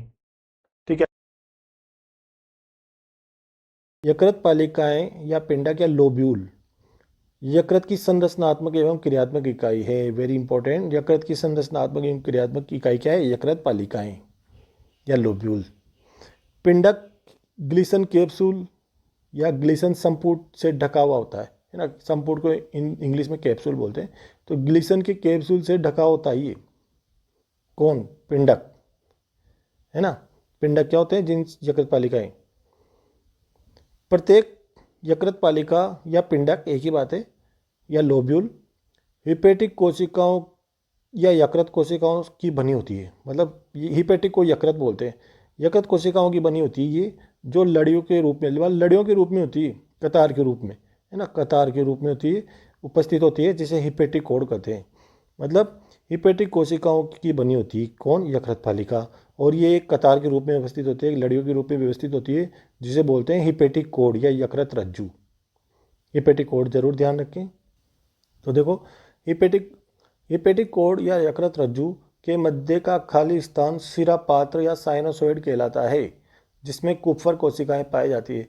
मतलब हिपेटिक कोड के मध्य जो खाली स्थान पाया जाएगा उसको बोलते हैं सिरा पात्र या साइनोसॉइड कहते हैं। अब जिस इस साइनोसॉइड में क्या पाई जाती है, कुपर कोशिकाएं पाई जाती है। कुपर कोशिकाएं किसमें पाई जाती है, साइनोसॉइड में, मतलब यकृत में, है ना। साइनोसॉइड मुख्य रूप से एंडोथीलियम कोशिकाओं के द्वारा आवृत रहता है ना। मतलब एंडोथीलियम कोशिकाएं पाई जाती है साइनोसॉइड में, उसके द्वारा आवृत रहता है ये, आवृत रहता है ना। कुपर कोशिकाएं पाई जाती है किसमें, साइनोसॉइड में, है ना। और साइनोसॉइड किसके द्वारा आवृत रहता है, कौन सी कोशिकाओं के द्वारा आवृत रहता है, एंडोथीलियम कोशिकाओं के द्वारा। कुपर कोशिकाएं मृत आरबीसी या पुरानी आरबीसी का भक्षण करती है। कुपर कोशिकाएं पाई जाती है ना यकृत में, तो क्यों पाई जाती है, वो इसलिए पाई जाती है ताकि वो मृत आरबीसी का मतलब लाल रक्त कणिकाएं, है ना, लाल रक्त कणिकाएं, लाल रक्त कोशिकाएं, लाल रक्त कणिकाओं का भक्षण करती है ना, उनको खाती है, मारती थी। जिससे क्या करती है, जिससे दो प्रकार के पित्त वर्णक बनते हैं। ये मृत कोशिकाओं का भक्षण करती है कुपर कोशिकाएं, है ना, मृत आरबीसी का भक्षण करती है, तो दो प्रकार के पित्त वर्णक बनेंगे, है ना। पित्त वर्णक कौन कौन से हैं, देखो, बिलीरुबिन पीले रंग का होता है, ध्यान रखना इनका कलर। पीले रंग का वर्णक कौन सा है, जो पित्तरस में कौन सा पित्त वर्णक पाया जाता है, जो पीले रंग का होता है। एक तो बिलीरुबिन होता है, ये पीले रंग का होता है। और बिलीवर्डिन हरे रंग का होता है ना। हरे रंग का पीले वर्णक कौन सा होता है, पित्त वर्णक कौन सा होता है, बिलीवर्डिन। और पीले रंग का होता है बिलीरुबिन, है ना। पीलिया रोग में बिलीरुबिन की मात्रा बढ़ जाती है। ये क्वेश्चन बार बार आता है एग्जाम में कि पीलिया रोग में किसकी मात्रा बढ़ जाती है, तो बिलीरुबिन की मात्रा बढ़ जाती है, बिलीरुबिन की मात्रा बढ़ जाती है, जिससे मूत्र पीले रंग का आता है ना। इंपॉर्टेंट है, ध्यान रखना। यकृत के कार्य देखो, यकृत की संरचना हो गई, यकृत के कार्य। यकृत का मुख्य कार्य क्या है? देखो यकृत का मुख्य कार्य ऑप्शन में आ भी चुका है एक बार कि यकृत का मुख्य कार्य है ना। तो इसके 4 कार्य दे दिए उसने। तो सबसे मुख्य कार्य है उसका पित्त का स्त्रवण एवं संश्लेषण। पित्त का संश्लेषण कौन करता है? यकृत। लेकिन पित्त का संग्रहण कौन करता है? पित्तरस होता है ना, पित्तरस, उसका संग्रहण करता है पित्ताशय, है ना, जैसे आपने पिछले वाले पेज में पढ़ा था, पित्ताशय। संश्लेषण ये करेगा, स्त्रवण भी यही करेगा, यकृत, है ना। अब पित्ताशय भी यकृत के अंदर ही पाया जाता है। पित्त लवण, जो पित्त लवण होते हैं ना, ये 2 है ना यहाँ पे पित्त लवण, एक तो है ना, पित्त लवण होते हैं, ये क्या करते हैं? वसा के पायसीकरण में सहायक होते हैं। पायसीकरण में वसा को छोटे छोटे टुकड़ों में तोड़ते हैं, है ना, वसा को छोटे छोटे टुकड़ों में तोड़ना, कौन? पित्त लवण। भोजन को सड़ने से बचाते हैं, कौन? पित्त लवण भोजन को सड़ने से बचाते हैं। ये इंपॉर्टेंट है। वसा के पायसीकरण में कौन काम करते हैं? पित्त लवण काम करते हैं, वसा का पायसीकरण करते हैं। कार्बोहाइड्रेट उपापचय का मुख्य केंद्र यकृत है। इंपॉर्टेंट है, आ चुका है 2-3 बार एग्जाम्स में कि कार्बोहाइड्रेट उपापचय का यकृत किसका केंद्र है? कार्बोहाइड्रेट किसका उपापचय करता है? कार्बोहाइड्रेट, या कार्बोहाइड्रेट उपापचय का केंद्र है तो यकृत है या लीवर है। ग्लाइकोजेनेसिस, अब देखो ग्लाइकोजेनेसिस क्या होता है? ग्लूकोज का ग्लाइकोजन में परिवर्तन होना। ग्लाइको नाम आ गया ना, ग्लाइकोजन। एसिस, एसिस का मतलब बनना, है ना, ग्लाइकोजेनेसिस, ग्लाइकोजन का बनना। एसिस लग गया ना पीछे तो बनना हो जाता है ना। तो ग्लाइकोजन का बनना, तो ग्लाइकोजन बनेगा, ग्लूकोज का ग्लाइकोजन में परिवर्तन, मतलब ग्लाइकोजन बनेगा कुल मिला के। यकृत में मुख्य संचित भोजन क्या होता है? ग्लाइकोजन होता है। मनुष्य में जो लीवर में जो भोजन होता है ना यकृत में, वो किस रूप में स्टोर रहता है? संचित रहता है, मतलब संग्रहित रहता है, स्टोर रहता है, तो ग्लाइकोजन के रूप में। बार बार क्वेश्चन आता है, ये जरूर याद रखें इसको। ये कार्य हो गया। अगला कार्य है इसका ग्लाइकोजेनोलाइसिस। देखो लाइसिस शब्द लग गया ना, यहाँ तो जेनेसिस लग गया था। तो जेनेसिस का मतलब तो होता है निर्माण, और लाइसिस का मतलब होता है तोड़ना। तो ग्लाइकोजन टूटेगा यहाँ पे, है ना। ग्लाइकोजन को पुनः ग्लूकोज में परिवर्तित करना ग्लाइकोजेनोलाइसिस कहलाता है। मतलब ग्लाइकोजन टूटेगा, देखो ग्लाइकोजन यहाँ पे टूट रहा है, यहाँ पे तो बन रहा है, यहाँ पे टूट रहा है, तो लाइसिस तो है ना टूटना। अब एक शब्द है जो इंपॉर्टेंट है, ग्लूकोनियोजेनेसिस। अब ग्लूकोनियोजेनेसिस क्या होती है? यकृत द्वारा अमीनो अम्लों एवं वसीय अम्लों जैसे अकार्बोहाइड्रेट पदार्थों का ग्लूकोज में परिवर्तन। ग्लूकोनियोजेनेसिस का मतलब होता है ग्लूकोज में परिवर्तन। लेकिन ग्लूकोज में परिवर्तन तो यहाँ भी हो रहा था, ऊपर भी ग्लूकोज में परिवर्तन, है ना। अकार्बोहाइड्रेट पदार्थों का, अमीनो अम्ल एवं वसीय अम्लों का। अकार्बोहाइड्रेट है ना, कार्बोहाइड्रेट थोड़ी अमीनो अम्ल। अमीनो अम्ल तो प्रोटीन है, वसीय अम्ल वसा है।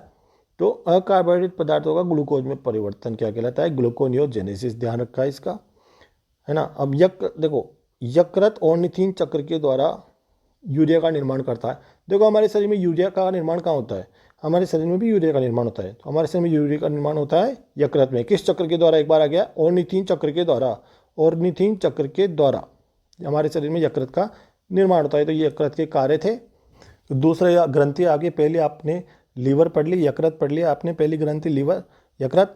अब दूसरी ग्रंथि है आपके अग्नाशय ग्रंथि। तो अग्नाशय ग्रंथि में देखते क्या होता है, इसे मीठी रोटी भी कहते हैं। मीठी रोटी किसे बोलते हैं? अग्नाशय ग्रंथि को बोलते हैं, है ना। तो यह यू आकार की ग्रहणी के दोनों भुजाओं के मध्य स्थित होती है। मतलब ग्रहणी की आकृति कैसी होती है? यू आकार की होती है ग्रहणी। तो उसकी दोनों भुजाओं की मध्य स्थित होती है, कौन? अग्नाशय ग्रंथि, जो बहिस्त्रावी और अंतःस्त्रावी दोनों ही ग्रंथियों की तरह कार्य करती है। बहिस्त्रावी ग्रंथि की तरह भी कार्य करती है और अंतःस्त्रावी ग्रंथि की तरह भी कार्य करती है अग्नाशय ग्रंथि। यह एक मिश्रित ग्रंथि है। मतलब मिश्रित ग्रंथि कौन सी है? अग्नाशय ग्रंथि है ना। बहिस्त्रावी ग्रंथि क्या होती है? बहिस्त्रावी ग्रंथि होती है जो एंजाइम का स्त्रावन करती है। एंजाइम का स्त्रावित करने वाली बहिस्त्रावी ग्रंथि, हार्मोन का स्त्रावन करने वाली अंतःस्त्रावी ग्रंथि। हार्मोन का स्त्रावन, ये एंजाइम का स्त्रावन, ये हार्मोन का स्त्रावन, है ना। तो ये एंजाइम का स्त्रावन और ये हार्मोन का स्त्रावन। लार ग्रंथियाँ भी बहिस्त्रावी ग्रंथि होती है। बहिस्त्रावी ग्रंथियाँ भी लार ग्रंथियाँ भी बहिस्त्रावी ग्रंथियाँ होती है। 4 भागों में विभक्त होती है, सिर, ग्रीवा, बॉडी और पूंछ। तो मतलब 4 भाग है इसके अग्नाशय ग्रंथि के। अग्नाशय ग्रंथि की संरचना में निम्न कोशिकाएं उपस्थित होती है। कौन कौन सी कोशिकाएं जो अग्नाशय ग्रंथि की संरचनाएं पाई जाती है? पहले आपकी एसिनी या एसिनाई, है ना। तो 99% भाग होती है अग्नाशय ग्रंथि का। बहिस्त्रावी ग्रंथियाँ होती है, ये भी बहिस्त्रावी ग्रंथियाँ होती है, देखो, है ना। तो ऐसी नई ग्रंथियाँ कौन सी होती है? जो अग्नाशय में पाई जाती है। अग्नाशय ग्रंथि में ऐसी नई कोशिका, ये बहिस्त्रावी ग्रंथियाँ होती है, अग्नाशय रस का स्त्रावन करती है। तो अग्नाशय रस का स्त्रावन कौन करती है? एसिनाई ग्रंथि, एसिनाई कोशिकाएं। दूसरी कोशिकाएं लैंगरहैंस की द्वीप, देखो यहाँ से आता है क्वेश्चन, है ना, लैंगरहैंस के द्वीप, ये 1% भाग बनाती है। 1% भाग कौन सी बनाती है? लैंगरहैंस के द्वीप 1% भाग होती है ना, कुल कोशिकाओं का 100% में 99% तो वो होती है एसिनाई कोशिकाएं। अंतःस्रावी रचना होती है ना, ये अंतःस्रावी कोशिकाएं होती है, वो तो बहिस्रावी थी एसिनाई कोशिकाएं, ये अंतःस्रावी कोशिकाएं हैं। इनमें निम्न कोशिकाएं उपस्थित पाई जाती है, देखो इनमें निम्न कोशिकाएं उपस्थित होती है। पहला है अल्फा और बीटा और डेल्टा, 3 प्रकार की कोशिकाएं, अल्फा, बीटा और डेल्टा। तो अल्फा कोशिकाएं किसका स्त्रवण करेगी? ग्लूकेगोन हार्मोन का स्त्रवण करेगी। बीटा कोशिकाएं किसका स्त्रवण करेगी? इंसुलिन हार्मोन का स्त्रवण करेगी। बार बार आता है कि जो इंसुलिन हार्मोन का स्त्रवण है ये कौन सी कोशिकाएं करती है? तो बीटा कोशिकाएं करती है। और डेल्टा कोशिकाएं किसका स्त्रवण करती है? सीरोटोनिन और सोमेटोस्टेनिन। सोमेटोस्टेनिन हार्मोन का स्त्रवण कौन सी करती है? डेल्टा कोशिकाएं करती है। अब देखो अल्फा कोशिकाएं ये ग्लूकागोन हार्मोन का स्त्रवण करती है, ग्लूकागोन हार्मोन का स्त्रवण करती है। ग्लूकागोन हार्मोन क्या करता है? ग्लाइकोजन को ग्लूकोज में परिवर्तित करता है, ध्यान रहना चाहिए, आपको याद होना चाहिए। ग्लूकागोन हार्मोन क्या करता है? ग्लाइकोजन को ग्लूकोज में परिवर्तित करता है। बीटा कोशिकाएं या इंसुलिन हार्मोन का स्त्रवण करती है। इंसुलिन हार्मोन ग्लाइकोजेनेसिस, देखो जेनेसिस लग गया ना, ग्लाइकोजन, तो ग्लाइकोजेनेसिस मतलब एसिस लग गया पीछे, तो ग्लाइकोजन का निर्माण करेगी, मतलब ग्लाइकोजेनेसिस की क्रिया को करता है कौन? Insulin hormone. मतलब इसका उल्टा कर दो आप, ऊपर जो लिखा है ना अल्फा कोशिकाओं का, उसका उल्टा कर दो। ग्लूकोज को ग्लाइकोजन में परिवर्तित करता है ना बीटा कोशिकाएं। इंसुलिन हार्मोन, इंसुलिन की कमी से कौन सा रोग होता है? Important, very important, diabetes mellitus. Diabetes mellitus के द्वारा कौन सा रोग या मधुमेह रोग जो होता है ना, वो इसी को बोलते हैं। तो मधुमेह रोग में क्या होता है? ग्लूकोज की कमी हो जाती है ना, इंसुलिन की कमी हो जाती है, इंसुलिन की कमी हो जाती है, ग्लूकोज का ग्लाइकोजन में परिवर्तन हो जाता है ना। तो इंसुलिन की कमी से कौन सा रोग होगा? डायबिटीज। इंसुलिन कौन स्रावित करती है? बीटा कोशिकाएं इंसुलिन हार्मोन का स्रावण करती है। देखो एक वैज्ञानिक था सान, है ना, TSAN, सान, इसने क्या किया था? कृत्रिम मानव इंसुलिन की खोज की थी, है ना। जो इंसुलिन तो हमारे प्राकृतिक रूप से पाया जाता है हमारी कोशिका में, अग्नाशय कोशिकाओं के द्वारा स्रावित होता है, बीटा कोशिकाओं के द्वारा स्रावित होता है ना। तो इसने एक इंसुलिन बनाया था, कृत्रिम मानव इंसुलिन, जिसको बोलते हैं ह्यूमुलिन। ह्यूमुलिन बनाया था। ह्यूमुलिन क्या है? एक इंसुलिन है, यह भी ध्यान होना चाहिए। इंसुलिन ह्यूमुलिन क्या है? इंसुलिन है ना। तो ये ध्यान रखना आप, तो खोज इंपॉर्टेंट नहीं है। कृत्रिम इंसुलिन कौन सा है? ये आता है एग्जाम, तो ह्यूमुलिन, है ना। ह्यूमुलिन क्या है? ह्यूमुलिन कृत्रिम इंसुलिन है। तीसरा है लार ग्रंथियाँ, तीसरी ग्रंथियाँ है लार ग्रंथियाँ, है ना। तो लार ग्रंथियाँ बहिस्रावी ग्रंथियाँ हैं, मतलब एंजाइम का स्त्रवण करती है, इनसे एंजाइम का स्त्रवण होता है। आ चुका है एग्जाम में कि लार ग्रंथियों से किसका स्त्रवण होता है? तो एंजाइम का स्त्रवण होता है लार ग्रंथियों से, है ना। बहिस्रावी ग्रंथियाँ ना लार का स्त्रवण करती है। अंतःस्रावी ग्रंथियाँ हार्मोन का स्त्रवण करती है। अंतःस्रावी ग्रंथियाँ हार्मोन का स्त्रवण करती है ना। तो ये एंजाइम का स्त्रवण करती है, बहिस्रावी ग्रंथियाँ हैं। लार की पीएच कितनी होती है? देखो ये पूछा जाता है, 6.2 से 7.6 के बीच होती है। इंपॉर्टेंट है लार की पीएच, या लार की पीएच एक बार 6.8 ध्यान रखना विशेष रूप से आप, है ना। 6.8 विशेष रूप से 6.8 ध्यान रखना, है ना। तो ये तो आप जरूर ध्यान रखिए, एक फिक्स पकड़ लो भाई, 6.8 होती है ना। जब मुंह की पीएच 5.5 से कम हो जाती है तो दांतों की सड़न शुरू हो जाती है ना। दांतों में सड़न कब शुरू हो जाती है? मुंह की पीएच कितनी हो जाए तो 5.5 से कम हो जाती है तब, है ना। दंतशय भी चालू हो जाता है, दांतों का सड़ना, दंतशय बोलते हैं इसको, दंतशय, है ना। तो दांतों की सड़न या पीएच का नाम ध्यान रखना कितनी, 5.5, है ना। और रक्त की पीएच पूछ लिया आपसे, मान ली ब्लड की पीएच पूछ ली, रक्त की, हमारे शरीर के रक्त की पीएच होती है 7.4, है ना, 7.4। तो आप इसको जरूर ध्यान रखिए, इन पीएच को, पीएच का मान जरूर ध्यान रखना है आपको। रक्त की पीएच होती है 7.4, 5.5 से कम होते हैं दांतों की सड़न, दंत से प्रारंभ हो जाता है। स्तनधारियों में देखो अब 4 जोड़ी लार ग्रंथियाँ पाई जाती है, स्तनधारियों में 4 जोड़ी लार ग्रंथियाँ। मनुष्य में कितनी होती है ना। स्तनधारी मतलब जो भी स्तनधारी होते हैं, मैमल्स होते हैं, है ना, जो भी जंतु होते हैं, गाय, भैंस, बकरी, खरगोश, ये सब स्तनधारी। मनुष्य में कितनी जोड़ी लार ग्रंथियाँ पाई जाती है? 3 जोड़ी, मतलब 6 लार ग्रंथियाँ पाई जाती है ना। 3 जोड़ी मतलब 6 लार ग्रंथियाँ पाई जाती है। आ चुका है एग्जाम में, 3 जोड़ी लार ग्रंथियाँ पाई जाती है। पहली लार ग्रंथि आपकी पैरोटिड ग्रंथि, पैरोटिड लार ग्रंथि। तो ये क्या होती है, ये कान के पास दोनों तरफ स्थित होती है, मतलब कान के पास पाई जाती है ग्रंथियाँ, है ना। और इनसे स्टेंसन नलिका जुड़ती है। स्टेंसन नलिका किनसे जुड़ती है, स्टेंसन नलिका पैरोटिड लार ग्रंथियों से जुड़ती है। मतलब पैरोटिड ग्रंथियों में पाई जाएगी स्टेंसन नलिका। सब लिगुअल ग्रंथियाँ होती है ना, इनमें पाई जाएगी रिविनस की नलिका और बार्थोनिल की नलिकाएं। और ये मैंडिबुलर है ना, सब मैंडिबुलर, इनमें पाई जाएगी वार्टन्स नलिकाएं। ये तीनों ध्यान रखना आप, तीनों नलिकाएं किसमें कौन सी नलिकाएं पाई जाती है, किस ग्रंथि में कौन सी नलिका पाई जाती है। तो पैरोटिड लार ग्रंथियाँ ये कान के पास पाई जाती है ना। देखो पैरोटिड मतलब ये कान के पास पाई जाएगी, है ना। सब लिग्वल ये 3 लार ग्रंथियाँ, 3-4 लार ग्रंथियाँ होती है मनुष्य में, तो 3 जोड़ी होती है ना। तो सब लिग्वल लार ग्रंथियाँ जाएगी जीवा के पास, है ना, जीवा के नीचे या जीवा के पास, है ना। तो जीवा के नीचे पाई जाएगी, ये कान के पास पाई जाएगी, जीवा के नीचे पाई जाएगी। ये सब मैंडिबुलर का मतलब होता है जबड़े। तो ये दोनों जबड़ों के संधि तल पर पाई जाएगी, है ना। तो ये कान के पास पाई जाएगी, ये जीवा के पास पाई जाएगी, ये जबड़े के पास पाई जाएगी, है ना। ये स्टेंसन नलिका से संबंधित होती है, इनसे, है ना, जुड़ती है। और इनमें से इससे रिविनस की नलिका या बार्थोनल की नलिका निकलती है, इनसे वार्टन्स की नलिका निकलती है ना, सब मैंडिबुलर लार ग्रंथियों से। तो पहले आपकी पैरोटिड लार ग्रंथियाँ, इनसे स्टेंसन नलिका जुड़ी रहती है। ये नलिका मुख गुहा में ऊपरी जबड़े में आकर खुलती है, सब मुंह में आके खुलेगी, है ना, सब मुंह में, है ना।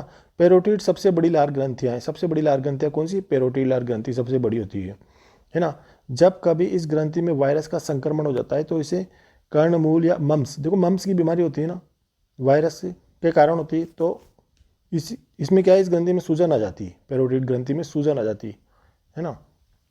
दूसरी सबलिंगुअल ग्रंथियाँ, तो ये जिह्वा के नीचे पाई जाती है और इन ग्रंथियों में अनेक नलिकाएं निकलती है, जिनसे रिविनस की नलिकाएं या बार्थोनिल की नलिकाएं कहते हैं। तीसरी सब मैंडिबुलर लार ग्रंथियाँ, ये दोनों जबड़ों के नीचे संधि तल पर पाई जाती है, मतलब जबड़ों में पाई जाती है ना। और इनसे इनकी नलिका वाइनिको या निन की नलिका को क्या बोलते हैं, वाल्टर्स नलिकाएं कहते हैं। चौथी लार ग्रंथि स्तनधारियों में आपकी, ये मनुष्य में नहीं पाई जाती है, ये इंफ्रा ऑर्बिटर लार ग्रंथियाँ, है ना। तो ये ग्रंथियाँ नेत्र के नीचे स्थित होती है। ये ग्रंथियाँ मानव में अनुपस्थित होती है ना। मानव में तो 3 जोड़ी पाई जाएगी, मतलब 6 लार ग्रंथियाँ पाई जाएगी, ध्यान रखना आप, है ना। स्तनधारियों की बात, ये इंफ्रा ऑर्बिटर लार ग्रंथियाँ नेत्र के नीचे होती है ना, ये नेत्र के नीचे होती है। तो देखिए आप पाचन की कार्य की, मतलब फिजियोलॉजी ऑफ डाइजेशन की फिजियोलॉजी, पाचन की कार्य की। तो पाचन की कार्य की किस प्रकार होती है, देखो इंपॉर्टेंट लाइन है। पाचन एक भौतिक एवं यांत्रिक एवं या भौतिक यांत्रिक एवं रासायनिक क्रिया है, या इन विधियों द्वारा संपन्न होता है। मतलब यांत्रिक विधियों और रासायनिक विधियों द्वारा संपन्न होता है पाचन। पाचन के अंतर्गत भोजन का अंतर्ग्रहण होता है, मतलब हम सबसे पहले भोजन को अंतर्ग्रहण करते हैं, उसके बाद उस भोजन अंतर्ग्रहण कर लिया, उसके बाद उसका पाचन होता है, फिर उसके बाद उसका अवशोषण होता है, हमारे हाथों द्वारा उसका अवशोषण होता है, फिर उसके बाद उसका स्वांगीकरण होता है, मतलब हमारे रक्त के माध्यम से संपूर्ण शरीर की कोशिकाओं में पहुंचाया जाता है उसको, है ना। जो भोजन है उसका अवशोषण करके संपूर्ण शरीर की कोशिकाओं तक पहुंचाया जाता है रक्त के माध्यम से, रक्त के द्वारा। फिर उसके बाद उसका बहिक्षेपण होता है। बहिक्षेपण का मतलब बहिक्षेपण, है ना। तो उसको शरीर से बाहर निकाल दिया जाता है, जो भोजन पचता नहीं है ना, उसको शरीर से बाहर निकाल दिया जाता है, बहिक्षेपण बोलते हैं उसको, या उत्सर्जन भी बोल सकते हैं, है ना। तो देखो पाचन किस प्रकार होता है। पाचन मुख गुहा में पाचन, सबसे पहले हमारे सब में पढ़ेंगे मुख गुहा में कहाँ पाचन होता है। तो हर नाल में मतलब कहाँ पाचन होता है, हमारे शरीर में कैसे कैसे पाचन होता है। तो मुख गुहा में पाचन स्टार्ट होता है सबसे पहले, है ना। तो मुख गुहा में स्थित भोजन को क्या कहते हैं, सबसे पहले तो आपको ध्यान होना चाहिए, बोलस कहते हैं। अब देखो मुख गुहा में पाचन कैसे होता है, हमारे मुख में लार होती है, मुख में लार होती है ना। तो लार में क्या होता है, एमाइलेज एंजाइम होता है, एमाइलेज या टाइलिन एंजाइम पाया जाता है, एमाइलेज एंजाइम पाया जाता है। ये एमाइलेज एंजाइम क्या करता है, जो स्टार्च को माल्टोज में परिवर्तित करता है ना। मतलब ये स्टार्च को माल्टोज में परिवर्तित करता है। बहुत बार आता है एग्जाम में, आप जब भी किसी भी कंपटीशन की तैयारी करें साइंस में, पाचन तंत्र में, या ये वाली लाइन आती है, मतलब साइंस में, चाहे जनरल साइंस पढ़े, चाहे किसी भी कंपटीशन की तैयारी करें, तो ये स्टार्च को माल्टोज में बदल देता है। है ना। स्टार्च को माल्टोज 90% तो माल्टोज ही देता है यहाँ पे, लेकिन 1% में आपको कार्बोहाइड्रेट भी दे देगा, क्योंकि माल्टोज भी तो क्या है, कार्बोहाइड्रेट है। ये भी कार्बोहाइड्रेट है, ये भी कार्बोहाइड्रेट, पर वो घुमाने के लिए क्या करता है, स्टार्च को कार्बोहाइड्रेट में बदल देता है। बाकी आप 99% तो माल्टोज भी ध्यान रखिए, कार्बोहाइड्रेट भी ध्यान रखिए। माल्टोज पूछा जाता है, स्टार्च को माल्टोज में बदल देता है, परिवर्तित करता है। लार में क्या होता है, लाइसोजाइम एंजाइम पाया जाता है। देखो, लाइसोजाइम एंजाइम पाया जाता है जो भोजन में उपस्थित हानिकारक जीवाणु को नष्ट करता है। आंसू में भी निकलता है, हमारे जो आंख के आंसू आते हैं ना, उसमें भी लाइसोजाइम एंजाइम निकलते हैं, है ना। तो लार में क्या होता है, लाइसोजाइम एंजाइम पाया जाता है जो भोजन में उपस्थित हानिकारक जीवाणु को नष्ट कर देता है। निगलने की प्रक्रिया द्वारा बोलस क्या होता है, ग्रसनी से ग्रसिका में जाता है ना। अब हमारे ग्रसिका में चला गया, मुख गुहा से कहाँ गया भोजन, बोलस बोलते हैं। मुख गुहा में उपस्थित भोजन को क्या बोलते हैं, बोलस। अब ग्रसनी में चला गया, फिर निगलने की प्रक्रिया द्वारा, फिर ग्रसनी से क्या होगा, निगलता हुआ चल जाएगा भोजन, निगलने की प्रक्रिया द्वारा ग्रसिका में पहुंच गया अब अपना भोजन। अब ग्रसिका में पहुंच गया तो वहां पे देखते हैं आगे किस प्रकार उसका पाचन होता है।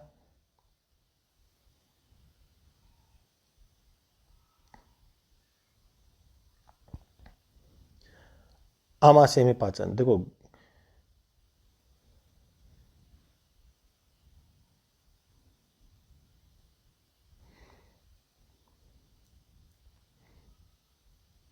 देखो ग्रसिका में पाचन नहीं होता, ग्रसिका में पाचन नहीं होता, केवल वो आगे बढ़ता है भोजन, मतलब ग्रसिका में पाचन नहीं होता, आमाशय में होगा पाचन, है ना।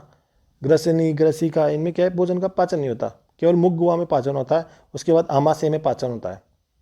तो देखो आमाशय में पाचन कैसे होगा, आमाशय में भोजन आते ही जी कोशिकाओं द्वारा, जो जी कोशिकाएं होती है वो गैस्ट्रिन हार्मोन का, जी का मतलब ग, तो गैस्ट्रिन हार्मोन का स्त्रवण किया जाता है। आमाशय की दीवारों में जठर ग्रंथियां पाई जाती है जो जठर रस का स्त्रवण करती है ना। गैस्ट्रिन हार्मोन जठर ग्रंथियों द्वारा जठर रस के स्त्रवण को प्रेरित करता है। ये गैस्ट्रिन हार्मोन ही है जो जठर रस के स्त्रवण को प्रेरित करता है, जठर ग्रंथियों से बोलता है कि तुम जठर रस का स्त्रवण करो। जठर रस में क्या क्या होता है, देखो जठर रस कहाँ पे एक बार क्वेश्चन आया था जठर, ये जठर शब्द सुनते हैं आप ध्यान रखना, आमाशय उसका मतलब, जठर का मतलब आमाशय, पेट। तो जठर रस में क्या क्या होता है, जल होता है, मेनली तो जल होता है 99%। उसके अलावा हाइड्रोक्लोरिक अम्ल HCl अम्ल उपस्थित होता है, हाइड्रोक्लोरिक अम्ल उपस्थित होता है। मतलब जठर रस कैसा होता है, अम्लीय होता है, ध्यान रखना आप, है ना। और इसमें जो एंजाइम पाए जाएंगे ना वो अम्लीय माध्यम में पाए जाएंगे। ऐसे क्वेश्चन आता है परीक्षा में कि कौन से एंजाइम अम्लीय माध्यम में पाए जाते हैं, कौन से एंजाइम अम्लीय माध्यम में पाए जाते हैं। तो जठर रस में जो एंजाइम पाए जाएंगे ना वो अम्लीय माध्यम में पाए जाएंगे, क्योंकि जठर रस में हाइड्रोक्लोरिक अम्ल होता है ना, तो ये अम्लीय माध्यम प्रदान करता है, अम्लीय बनाता है ये आमाशय को। तो कौन से एंजाइम आमाशय में पाए जाते हैं या कौन से एंजाइम अम्लीय माध्यम में पाए जाते हैं, तो अपन पढ़ लेंगे कौन कौन से एंजाइम है जो आमाशय में पाए जाते हैं। जठर रस की पीएच जरूर ध्यान रखें, जठर रस की पीएच कितनी होती है, पीएच आप सबकी ध्यान रखनी है, मैंने जो भी इसमें पढ़ाया आपको 1.5 से 2.5, 1.5 से 2.5 के बीच होती है जठर रस की पीएच। मतलब अम्लीय, है ना, 7 से कम होते ही क्या है वो अम्लीय हो जाता है। और वो जितनी कम 7 से जितनी कम होगी ना पीएच, उतनी वो प्रबल अम्ल होगा वो। आमाशय में पाचन क्रिया जठर रस के प्रभाव में अम्लीय माध्यम में होती है। देखो पाचन क्रिया किसमें होती है, अम्लीय माध्यम में होती है, क्योंकि आमाशय में क्या है, जठर रस होता है ना, हाइड्रोक्लोरिक अम्ल होता है, अम्ल होता है ना, तो अम्लीय होती है ना। जठर रस क्या होता है, अम्लीय होता है। आमाशय में भोजन का अस्थायी संग्रह होता है, देखो अस्थायी संग्रह होता है, यहाँ भोजन लगभग 2.5 से 4 घंटे, है ना, 2.5 से 4 घंटे या 4 से 5 घंटे तक रुक सकता है, कहीं पे 4-5 घंटे भी रह जाएगा, कहीं पे 2.5 से 4 घंटे भी जाएगा, तो एक ही बात है, 4-5 घंटे तक वो भोजन आमाशय में रहता है, पर अस्थायी होता है, अस्थायी संग्रह होता है आमाशय में। HCl द्वारा जाइमोजन्स को सक्रिय एंजाइम में बदला जाता है। मतलब जाइमोजन होते हैं ना, जाइमोजन वो निष्क्रिय एंजाइम होते हैं। जाइमोजन कैसे होते हैं, निष्क्रिय एंजाइम होते हैं, है ना, उनको सक्रिय एंजाइम में बदल लिया जाता है ना। किसके द्वारा, HCl द्वारा। देखो यह इसका प्रमुख कार्य, HCl का प्रमुख कार्य क्या है, जाइमोजन को सक्रिय एंजाइम में बदलना। जाइमोजन एक निष्क्रिय एंजाइम होते हैं, जैसे HCl, यहाँ पे HCl पेप्सिनोजन को किस में बदलता है, पेप्सिन में बदलता है। पेप्सिनोजन क्या होता है, निष्क्रिय होता है, और पेप्सिन क्या होता है, सक्रिय होता है। तो पेप्सिनोजन, ये जन आ गया ना पीछे, यहाँ भी जन, तो ये जन निष्क्रिय एंजाइम होते हैं। तो HCl क्या करता है, पेप्सिनोजन को पेप्सिन में बदल देता है। मतलब जो पेप्सिनोजन है ना, ये निष्क्रिय एंजाइम है। जाइमोजन निष्क्रिय एंजाइम होते हैं ना, ऐसे पेप्सिनोजन निष्क्रिय एंजाइम है उसको, है ना। तो एक क्वेश्चन आ चुका है कि पेप्सिनोजन क्या है, एक निष्क्रिय एंजाइम है ना। इसको पेप्सिन में बदल देता है, मतलब ये पेप्सिन किस में पाया जाएगा, अमाशय में पाया जा रहा है। HCl प्रो रेनिन को रेनिन में बदल देता है, मतलब रेनिन भी अमाशय में पाया जाएगा। HCl न्यूक्लियोप्रोटीन को न्यूक्लिक अम्ल और प्रोटीन में बदल देता है ना। आपको ये ध्यान होना चाहिए कि कौन किस में टूटता है तो किस में बदल देता है ना। कौन किस में टूटता है, न्यूक्लियोप्रोटीन किस में टूटेगा, न्यूक्लिक अम्ल और प्रोटीन में टूटेगा। HCl उत्तकों से या कोशिकाओं से वसा गोलिकाओं फैट ग्लोब्यूल्स को मुक्त करा देता है। उत्तकों से किसको मुक्त करा देता है, ये वसा गोलिकाओं को, फैट ग्लोब्यूल्स को मुक्त करा देता है। पेप्सिनोजन और प्रोरेनिन निष्क्रिय एंजाइम होते हैं। देखो इंपॉर्टेंट है ये लाइन, पेप्सिनोजन और प्रोरेनिन निष्क्रिय एंजाइम होते हैं। पेप्सिन प्रोटीन को इंपॉर्टेंट, वेरी इंपॉर्टेंट एंजाइम जरूर ध्यान रखना आप, एंजाइम किसको किस में तोड़ता है और कौन सा एंजाइम किस में पाया जाता है ना। पेप्सिन प्रोटीन को किस में तोड़ता है, पेप्टोन्स में और प्रोटियोजेज में बदल देता है, मतलब इसमें तोड़ देता है ना। प्रोटीन को किस में बदल देता है, ये तोड़ देता है पेप्टोन्स और प्रोटियोजेज में।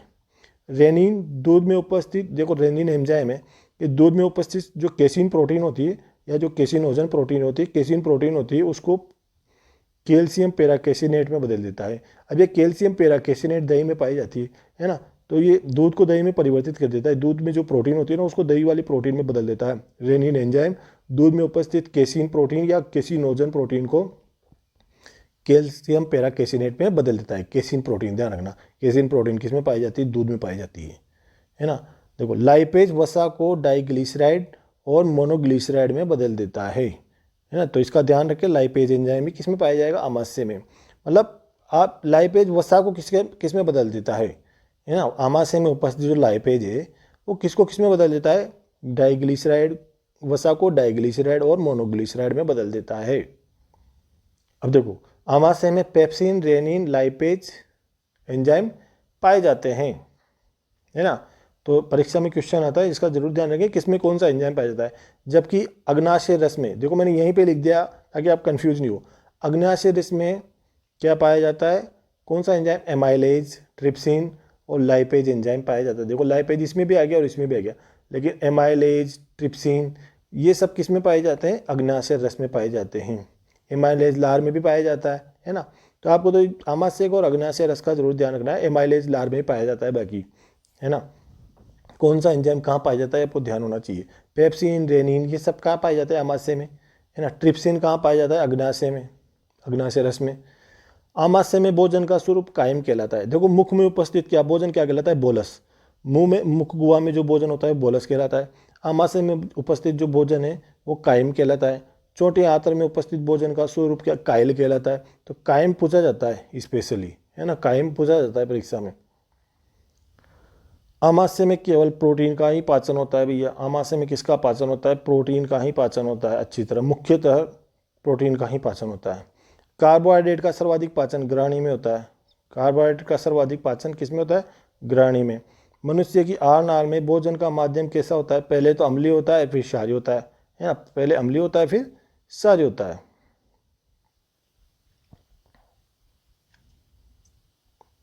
ग्रहणी में भोजन का पाचन, देखो ग्रहणी में भोजन का पाचन किस प्रकार होगा, इसमें निम्न हार्मोन पाए जाते हैं। इसमें कौन कौन से हार्मोन पाए जाते हैं, सिक्रिटीन, है ना, यह अग्न्याशय रस के स्त्रवण को प्रेरित करता है। अग्न्याशय रस के स्त्रवण को प्रेरित कौन करता है, सिक्रिटीन हार्मोन। सिक्रिटीन हार्मोन, ये हार्मोन के नाम है अग्न्याशय रस के स्त्रवण को। और ये उसके बाद है पेंक्रियोजाइमिन, दूसरा है पेंक्रियोजाइमिन। तो ये अग्न्याशय रस के संश्लेषण को और स्त्रवण को प्रेरित करते हैं, है ना, संश्लेषण को और स्त्रवण को प्रेरित करते हैं। देखो दोनों को प्रेरित करता है। सिक्रिटीन द्वारा अग्न्याशय रस के तरल भाग के स्त्रवण को प्रेरित किया जाता है और पेंक्रियोजाइमिन द्वारा अग्न्याशय रस के एंजाइम के स्त्रवण को प्रेरित किया जाता है। दोनों अग्न्याशय रस को प्रेरित करते हैं ना भाई, दोनों क्या अग्न्याशय रस के स्त्रवण को प्रेरित करते हैं, संश्लेषण को प्रेरित करते हैं। तो सिक्रिटीन का क्या काम है, ये अग्न्याशय रस के तरल भाग को, लिक्विड भाग को, और ये पेंक्रियोजाइमिन क्या करता है, अग्न्याशय रस के एंजाइम भाग को के स्त्रवण को प्रेरित करता है। इपेटोक्राइनिन, इपेटोक्राइनिन क्या होता है? यह यकृत में पित्तरस के स्त्रवण को, संश्लेषण को प्रेरित करता है। पित्तरस के संश्लेषण को कौन प्रेरित करता है? इपेटोक्राइनिन, है ना। अब बाकी कोलेसिस्टोकाइनिन का जरूर ध्यान रखिए आप, है ना। वैसे तो चारों ही बढ़िया है, अच्छे क्वेश्चन है, लेकिन आप कोलेसिस्टोकाइनिन का तो जरूर ध्यान रखें कि कोलेसिस्टोकाइनिन क्या करता है? पित्तरस के स्त्रवण को कौन प्रेरित करता है? कोलेसिस्टोकाइनिन। यह यकृत एवं पित्ताशय, मुख्य रूप से पित्ताशय, दोनों को पित्तरस के स्त्रवण के लिए प्रेरित करता है। मतलब पित्ताशय में पित्तरस के स्त्रवण को कौन प्रेरित करता है? पित्तरस के स्त्रवण को कौन प्रेरित करता है? कोलेसिस्टोकाइनिन। ये आप कोलेसिस्टोकाइनिन का तो जरूर ध्यान रखें इन चारों में से, है ना। बाकी चारों क्या है? ग्रहणी वाले हार्मोन है। पित्तरस, देखो पित्तरस क्या होता है? पित्तरस का निर्माण यकृत की पेरेन्काइमा कोशिकाओं द्वारा किया जाता है। मतलब पित्तरस का निर्माण कहाँ होता है? यकृत में होता है, ध्यान रखना। यकृत में पित्तरस का संग्रहण किया जाता है। यकृत में अगर पित्ताशय आ जाए तो पित्ताशय होएगा, ज़्यादा बढ़िया आंसर, है ना। पित्तरस का संग्रहण किया जाता है यकृत में या पित्ताशय में। अगर पेपर में पित्ताशय देता है तो पित्ताशय में अपने लिख भी लिया वहाँ पे, लेकिन पित्तरस का निर्माण कहाँ होगा? वो होगा यकृत में, लीवर में, है ना। पित्तरस में कोई पाचक एंजाइम नहीं पाया जाता है। देखो आया हुआ क्वेश्चन है कि पित्तरस में कोई पाचक एंजाइम नहीं पाया जाता, है ना। अग्न्याशय रस में पाया जाता है, जठर रस में पाया जाता है ना। लेकिन क्या है? पित्तरस में नहीं पाया जाता, इसलिए इसे वास्तविक पाचक रस नहीं कहते हैं। वास्तविक पाचक रस नहीं है, निम्न में से वास्तविक पाचक रस नहीं है ना। तो कौन सा नहीं है? पित्तरस। पित्तरस में दो प्रकार के पित्त लवण पाए जाते हैं। इसमें तो पित्त लवण कौन कौन से? एक तो अकार्बनिक लवण और एक कार्बनिक लवण। अकार्बनिक लवण और कार्बनिक लवण। पित्तरस में कौन कौन से कार्बनिक लवण पाए जाते हैं? देखो पित्तरस में सोडियम ग्लाइकोलेट और सोडियम टोरोकोलेट, मतलब दोनों सोडियम है ना, दोनों में सोडियम आ गया, तो ये कार्बनिक लवण पाए जाते हैं, है ना। पित्तरस का प्रमुख कार्य क्या है? देखो वसा का पाइसीकरण मतलब वसा को छोटे छोटे टुकड़ों में तोड़ना, वसा को छोटे छोटे अणुओं में तोड़ना, टुकड़ों में तोड़ना, वसा का पाइसीकरण है पित्तरस का प्रमुख कार्य। पित्त लवण वसा एवं वसा विलेय विटामिन के अवशोषण में भी सहायता करते हैं, है ना। वसा और वसा विलेय विटामिन के अवशोषण में भी सहायता करते हैं। पित्त लवण इनके साथ मिलकर, मतलब किनके साथ? वसा और वसा विलेय विटामिन के साथ मिलकर मिसेली बनाते हैं, मिसेली, है ना, मिसेली बनाते हैं पित्त लवण। पित्त लवण क्या करते हैं? देखो छोटी आंत्र में कर्माकुंचन को प्रेरित करते हैं। छोटे आंत में कर्माकुंचन को कौन प्रेरित करता है? पित्त लवण। पित्त लवण कोलेस्ट्रॉल एवं लेसिथिन, ये दोनों पित्त, है ना, पित्तरस में उत्सर्जी पदार्थ है। मतलब ये उत्सर्जी पदार्थ है दोनों, कौन? कोलेस्ट्रॉल और लेसिथिन। पित्तवर्णक कोलेस्ट्रॉल और लेसिथिन पित्तरस में उत्सर्जी पदार्थ है। ये वर्णक होते हैं जो उत्सर्जी पदार्थ होते हैं पित्तरस में, है ना, बाहर निकाल दिए जाते हैं। देखो पित्त लवण क्या है? छोटी आंत में कर्माकुंचन को प्रेरित करते हैं, है ना। पित्त वर्णक कोलेस्ट्रॉल और लेसिथिन पित्तरस में उत्सर्जी पदार्थ है। मतलब पित्त वर्णक कौन कौन से हैं? एक तो कोलेस्ट्रॉल, एक लेसिथिन। ये क्या होते हैं? ये पित्तरस में उत्सर्जी पदार्थ होते हैं, है ना। उत्सर्जी पदार्थ कौन से पित्तरस में? कोलेस्ट्रॉल और लेसिथिन, है ना। अग्न्याशय, अब अगला है आपका अग्न्याशय रस। पित्तरस पढ़ लिया अपन ने, अब पढ़ेंगे अपन अग्न्याशय रस। तो अग्न्याशय रस की पीएच पूछी जाती है, देखो एग्जाम में पीएच कितनी होती है? 7.5 से 8.3, मतलब 75 से 83 के बीच, 75 से 83 के बीच, ऐसे याद करने के हिसाब से कर लो आप। तो बाकी 7.5 से 8.3 मतलब सारी हो गया, सार की तरफ बढ़ गया है। 7 से ऊपर जाती है सार हो जाता है ना। तो आहार नाल में पहले माध्यम अम्लीय होता है ना। जठरस की पीएच कम होती है, 1.5 के आसपास होती है, 1.5 से, मतलब अम्लीय होता है जठरस, है ना। पहले अमाशय आएगा, फिर अग्न्याशय आएगा। तो क्या होता है? पहले तो अम्लीय माध्यम होगा, फिर क्षारीय माध्यम, सारीय माध्यम ही है ना। अग्न्याशय में केवल अकार्बनिक लवण पाए जाते हैं, केवल अकार्बनिक लवण पाए जाएंगे अब अग्न्याशय में। अब देखो अग्न्याशय रस में एमाइलेज, ट्रिप्सिन, काइमोट्रिप्सिन, ये ट्रिप्सिन का ही काइमोट्रिप्सिन, लाइपेज, एंटेरोकाइनेज। देखो एंटेरोकाइनेज कहाँ पाया जाता है? एक बार आ चुका है एग्जाम में, है ना। कार्बोक्सीपेप्टिडेज, ये एंजाइम पाए जाते हैं किसमें? अग्न्याशय रस में। एंजाइम का तो आप जरूर ध्यान रख लेना, पीएच का जरूर ध्यान रख लेना, है ना।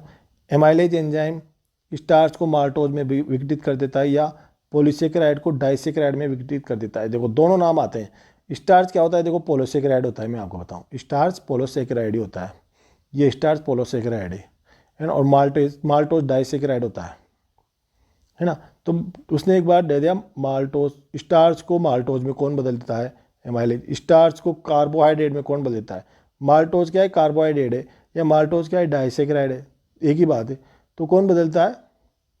एमाइलेज घुमा के दे देता है वो। बाकी 90% तो 99% तो स्टार्च को माल्टोज में कौन बदलता है? ये ऐसे आ जाता है ना। तो स्टार्च क्या, एमाइलेज क्या करता है? पॉलीसेक्राइड को डाइसेक्राइड में बदल देता है। ट्रिप्सिनोजन को एंटेरोकाइनेज किस में बदलता है? ट्रिप्सिन में बदलता है। Very important. एंटेरोकाइनेज क्या काम करता है? ट्रिप्सिनोजन को ट्रिप्सिन में बदलता है। कौन बदलता है ट्रिप्सिनोजन को ट्रिप्सिन में? एंटेरोकाइनेज। ट्रिप्सिन प्रोटीन को डाइपेप्टाइड में बदलता है। प्रोटीन को किस में बदलता है? डाइपेप्टाइड में, है ना। देखो पेप्सिन क्या काम करता था? प्रोटीन को बदलता है वो भी, है ना। तो आपको ध्यान रखना है किसको किस में बदलता है, कौन ऐसा एंजाइम किस में किसको बदलता है। एंटेरोकाइनेज, देखो एंटेरोकाइनेज का स्त्रवण कहाँ से होता है? ग्रहणी के म्यूकोसा से। ग्रहणी के म्यूकोसा से एंटेरोकाइनेज का स्त्रवण होता है। तो एंटेरोकाइनेज एंजाइम किस में पाया जाता है? अग्नाशय रस में। एंटेरोकाइनेज एंजाइम किस में पाया जाता है? अग्नाशय रस में। इलियम में पाचन। इलियम में पाचन। तो इलियम में भोजन आने पर इसकी भित्ति 2 हार्मोन स्रावित करती है। देखो इलियम है ना, इसमें 2 हार्मोन होते हैं, है ना। तो एक तो होता है एंटेरोकाइनिन, एक होता है डियोकाइनिन, डियोक्राइनिन, है ना। तो ये हार्मोन लीवर कोहनी की दरारों को आंतरिक जूस, सक्कस एंटेरिकस, आंतरिक रस को या आंतरिक जूस को बोलते हैं सक्कस एंटेरिकस, स्रावित करने के लिए प्रेरित करते हैं। मतलब ये हार्मोन क्या करते हैं? लीवर कोहनी की जो लीवर कोहनी की दरारें होती हैं उनको आंतरिक रस स्रावित करने के लिए प्रेरित करते हैं। कौन से हार्मोन? एंटेरोकाइनिन हार्मोन और डियोक्राइनिन हार्मोन। आंतरिक, देखो आंतरिक रस में निम्न एंजाइम पाए जाते हैं। देखो आपको ये याद होना चाहिए कौन सा एंजाइम किस में पाया जाता है और कौन सी चीज़ किस में टूटती है ना। जैसे यहाँ पे माल्टोज है ना, ये माल्टोज ये किस में टूटता है? ग्लूकोज में टूटता है और ग्लूकोज में टूटता है। मतलब 2 अणु ग्लूकोज में टूटता है ये, है ना। माल्टोज ग्लूकोज और ग्लूकोज में टूटता है। लैक्टोज है ना, ग्लूकोज और गैलेक्टोज में टूटता है। देखो गेले नाम यहाँ पे आ गया ना, यहाँ भी लैक्टोज नाम आ गया, यहाँ भी लैक्टोज नाम आ गया, ऐसे पहचान सकते हो आप, है ना। सुक्रोज किस में टूटता है? वेरी इंपॉर्टेंट, सुक्रोज वाला वेरी इंपॉर्टेंट है। ग्लूकोज और फ्रक्टोज में टूटता है ना। अब कौन से एंजाइम तोड़ते हैं बस ये है, लेकिन आपको ये ध्यान होना चाहिए कि सुक्रोज किस में टूटता है? तो ग्लूकोज और फ्रक्टोज में। माल्टोज किस में टूटता है? ग्लूकोज और ग्लूकोज में टूटता है, मतलब 2 अणु ग्लूकोज में टूटता है ना। लैक्टोज किस में टूटता है? ग्लूकोज और गैलेक्टोज में टूटता है। तो आपको ऐसे ध्यान होना चाहिए। अब आंतरिक रस में कौन कौन से एंजाइम पाए जाते हैं देख लेते हैं, है ना। डाइपेप्टिडेज एंजाइम या इरेप्सिन भी बोलते हैं इसको, इरेप्सिन एंजाइम भी बोलते हैं। डाइपेप्टिडेज एंजाइम ये क्या होता है? देखो किसको किस में तोड़ता है? डाइपेप्टाइड को अमीनो अम्ल में बदल देता है। डाइपेप्टाइड को अमीनो अम्ल में बदलता है ये। माल्टेज, लैक्टेज, सुक्रेज, है ना। जैसे माल्टोज है तो इसका नाम माल्टेज रख दिया। माल्टेज माल्टोज को ग्लूकोज और ग्लूकोज में तोड़ता है। लैक्टेज लैक्टोज को ग्लूकोज और गैलेक्टोज में तोड़ता है। सुक्रेज सुक्रोज और सुक्रोज को किस में तोड़ता है? ग्लूकोज और फ्रक्टोज में तोड़ता है ना। तो मतलब आपको ये याद होना चाहिए सुक्रोज किस में टूटता है? सुक्रोज ग्लूकोज और फ्रक्टोज में टूटता है। माल्टोज किस में टूटता है? माल्टोज टूटता है ग्लूकोज और ग्लूकोज में, है ना। तो ये है, तो ये आंतरिक रस में पाए जाने वाले एंजाइम है या आंतरिक जूस में सक्कस एंटेरिकस में पाए जाने वाले एंजाइम है। Lactase, maltase, sucrase, dipeptidase. Nucleotidase आंतरिक रस में पाए जाने वाले एंजाइम ये भी है। न्यूक्लियोटाइडेज जैसे यहाँ पे टाइडेज आया ना, न्यूक्लियोटाइड है ना, तो न्यूक्लियोटाइड एज लगा दिया इसके आगे, न्यूक्लियोटाइड के आगे एज लगा दिया, है ना। तो न्यूक्लियोटाइड को आ जाएगा एंजाइम का नाम। यहाँ न्यूक्लियोसाइड है तो यहाँ न्यूक्लियोसाइड एज लगा दिया, पीछे साइड के पीछे बाद में एज लगा दिया। तो न्यूक्लियोटाइडेज क्या करता है? न्यूक्लियोटाइड को न्यूक्लियोसाइड में बदल देगा, है ना। अब ये न्यूक्लियोसाइड एज ये क्या करेगा? न्यूक्लियोसाइड को क्षारक में नाइट्रोजन क्षारक में बदल देगा। क्षारक का मतलब नाइट्रोजन क्षारक में बदल देगा। लाइपेज किसको किस में बदलता है? डाई व मोनोग्लिसराइड को किस में बदलेगा? वसीय अम्ल और ग्लिसरॉल में बदलेगा, है ना। मोनोग्लिसराइड किस में बदलेंगे? वसीय अम्ल और ग्लिसरॉल में बदलेंगे। पाचन के पश्चात कार्बोहाइड्रेट ग्लूकोज में। देखो पाचन के पश्चात अंतिम उत्पाद आता है कि पाचन आहार नाल का अंतिम उत्पाद क्या है, पाचन तंत्र का अंतिम उत्पाद क्या है। जैसे कार्बोहाइड्रेट है ना, कार्बोहाइड्रेट का अंतिम उत्पाद क्या है? तो ग्लूकोज। कार्बोहाइड्रेट का अंतिम उत्पाद है ग्लूकोज, है ना। ये क्या है, मोनोसेकेराइड होते हैं। देखो कार्बोहाइड्रेट को मोनोसेकेराइड में बदल देता है ना। मतलब मोनोसेकेराइड अंतिम उत्पाद है या ग्लूकोज अंतिम उत्पाद है, दोनों पे क्वेश्चन आ चुका है परीक्षा में, है ना, अलग अलग परीक्षाओं में, जनरल साइंस वाले एग्जाम्स में। कार्बोहाइड्रेट को ग्लूकोज में बदल देता है या ग्लूकोज में, जैसे मोनोसेकेराइड में, मतलब मोनोसेकेराइड में बदल देता है या ग्लूकोज में बदल देता है ना, ये अंतिम उत्पाद है। प्रोटीन किस में बदलता है, अमीनो अम्ल में बदलता है ना। प्रोटीन का अंतिम उत्पाद क्या है, अमीनो अम्ल, मतलब अमीनो अम्ल से मिलकर बना होता है ना प्रोटीन, इसलिए। वसा किस में बदलता है, वसा बदलती है वसीय अम्लों और ग्लिसरॉल में परिवर्तित हो जाती है। तो पाचन का अंतिम उत्पाद क्या है यहाँ पे, वसीय अम्ल और ग्लिसरॉल, है ना, तीनों अंतिम उत्पाद है। वसा का अंतिम उत्पाद है वसीय अम्ल और ग्लिसरॉल में, है ना। छोटी आंत के बाद भोजन का पाचन नहीं होता, ये ध्यान रखना। बड़ी आंत में पाचन नहीं होता, केवल पानी का अवशोषण होता है ना। पानी का सबसे ज़्यादा अवशोषण बड़ी आंत में होता है। बड़ी आंत में भोजन का पाचन नहीं होता, केवल अवशोषण होता है पानी का, बस। पाचन सबसे ज़्यादा पाचन छोटी आंत में होता है। देखो एंजाइम, कौन सा एंजाइम किसका पाचन करता है, ये परीक्षा में यहाँ से क्वेश्चन पूछा जाता है। जैसे परीक्षा में क्वेश्चन आता है कार्बोहाइड्रेट पाचक एंजाइम कौन सा है ना, या प्रोटीन पाचक एंजाइम कौन सा है, या वसा पाचक एंजाइम कौन सा है, खास रूप से प्रोटीन वाला पूछा जाता है। तो ये पेप्सिन और ट्रिप्सिन, ये दोनों क्या है, प्रोटीन पाचक एंजाइम है।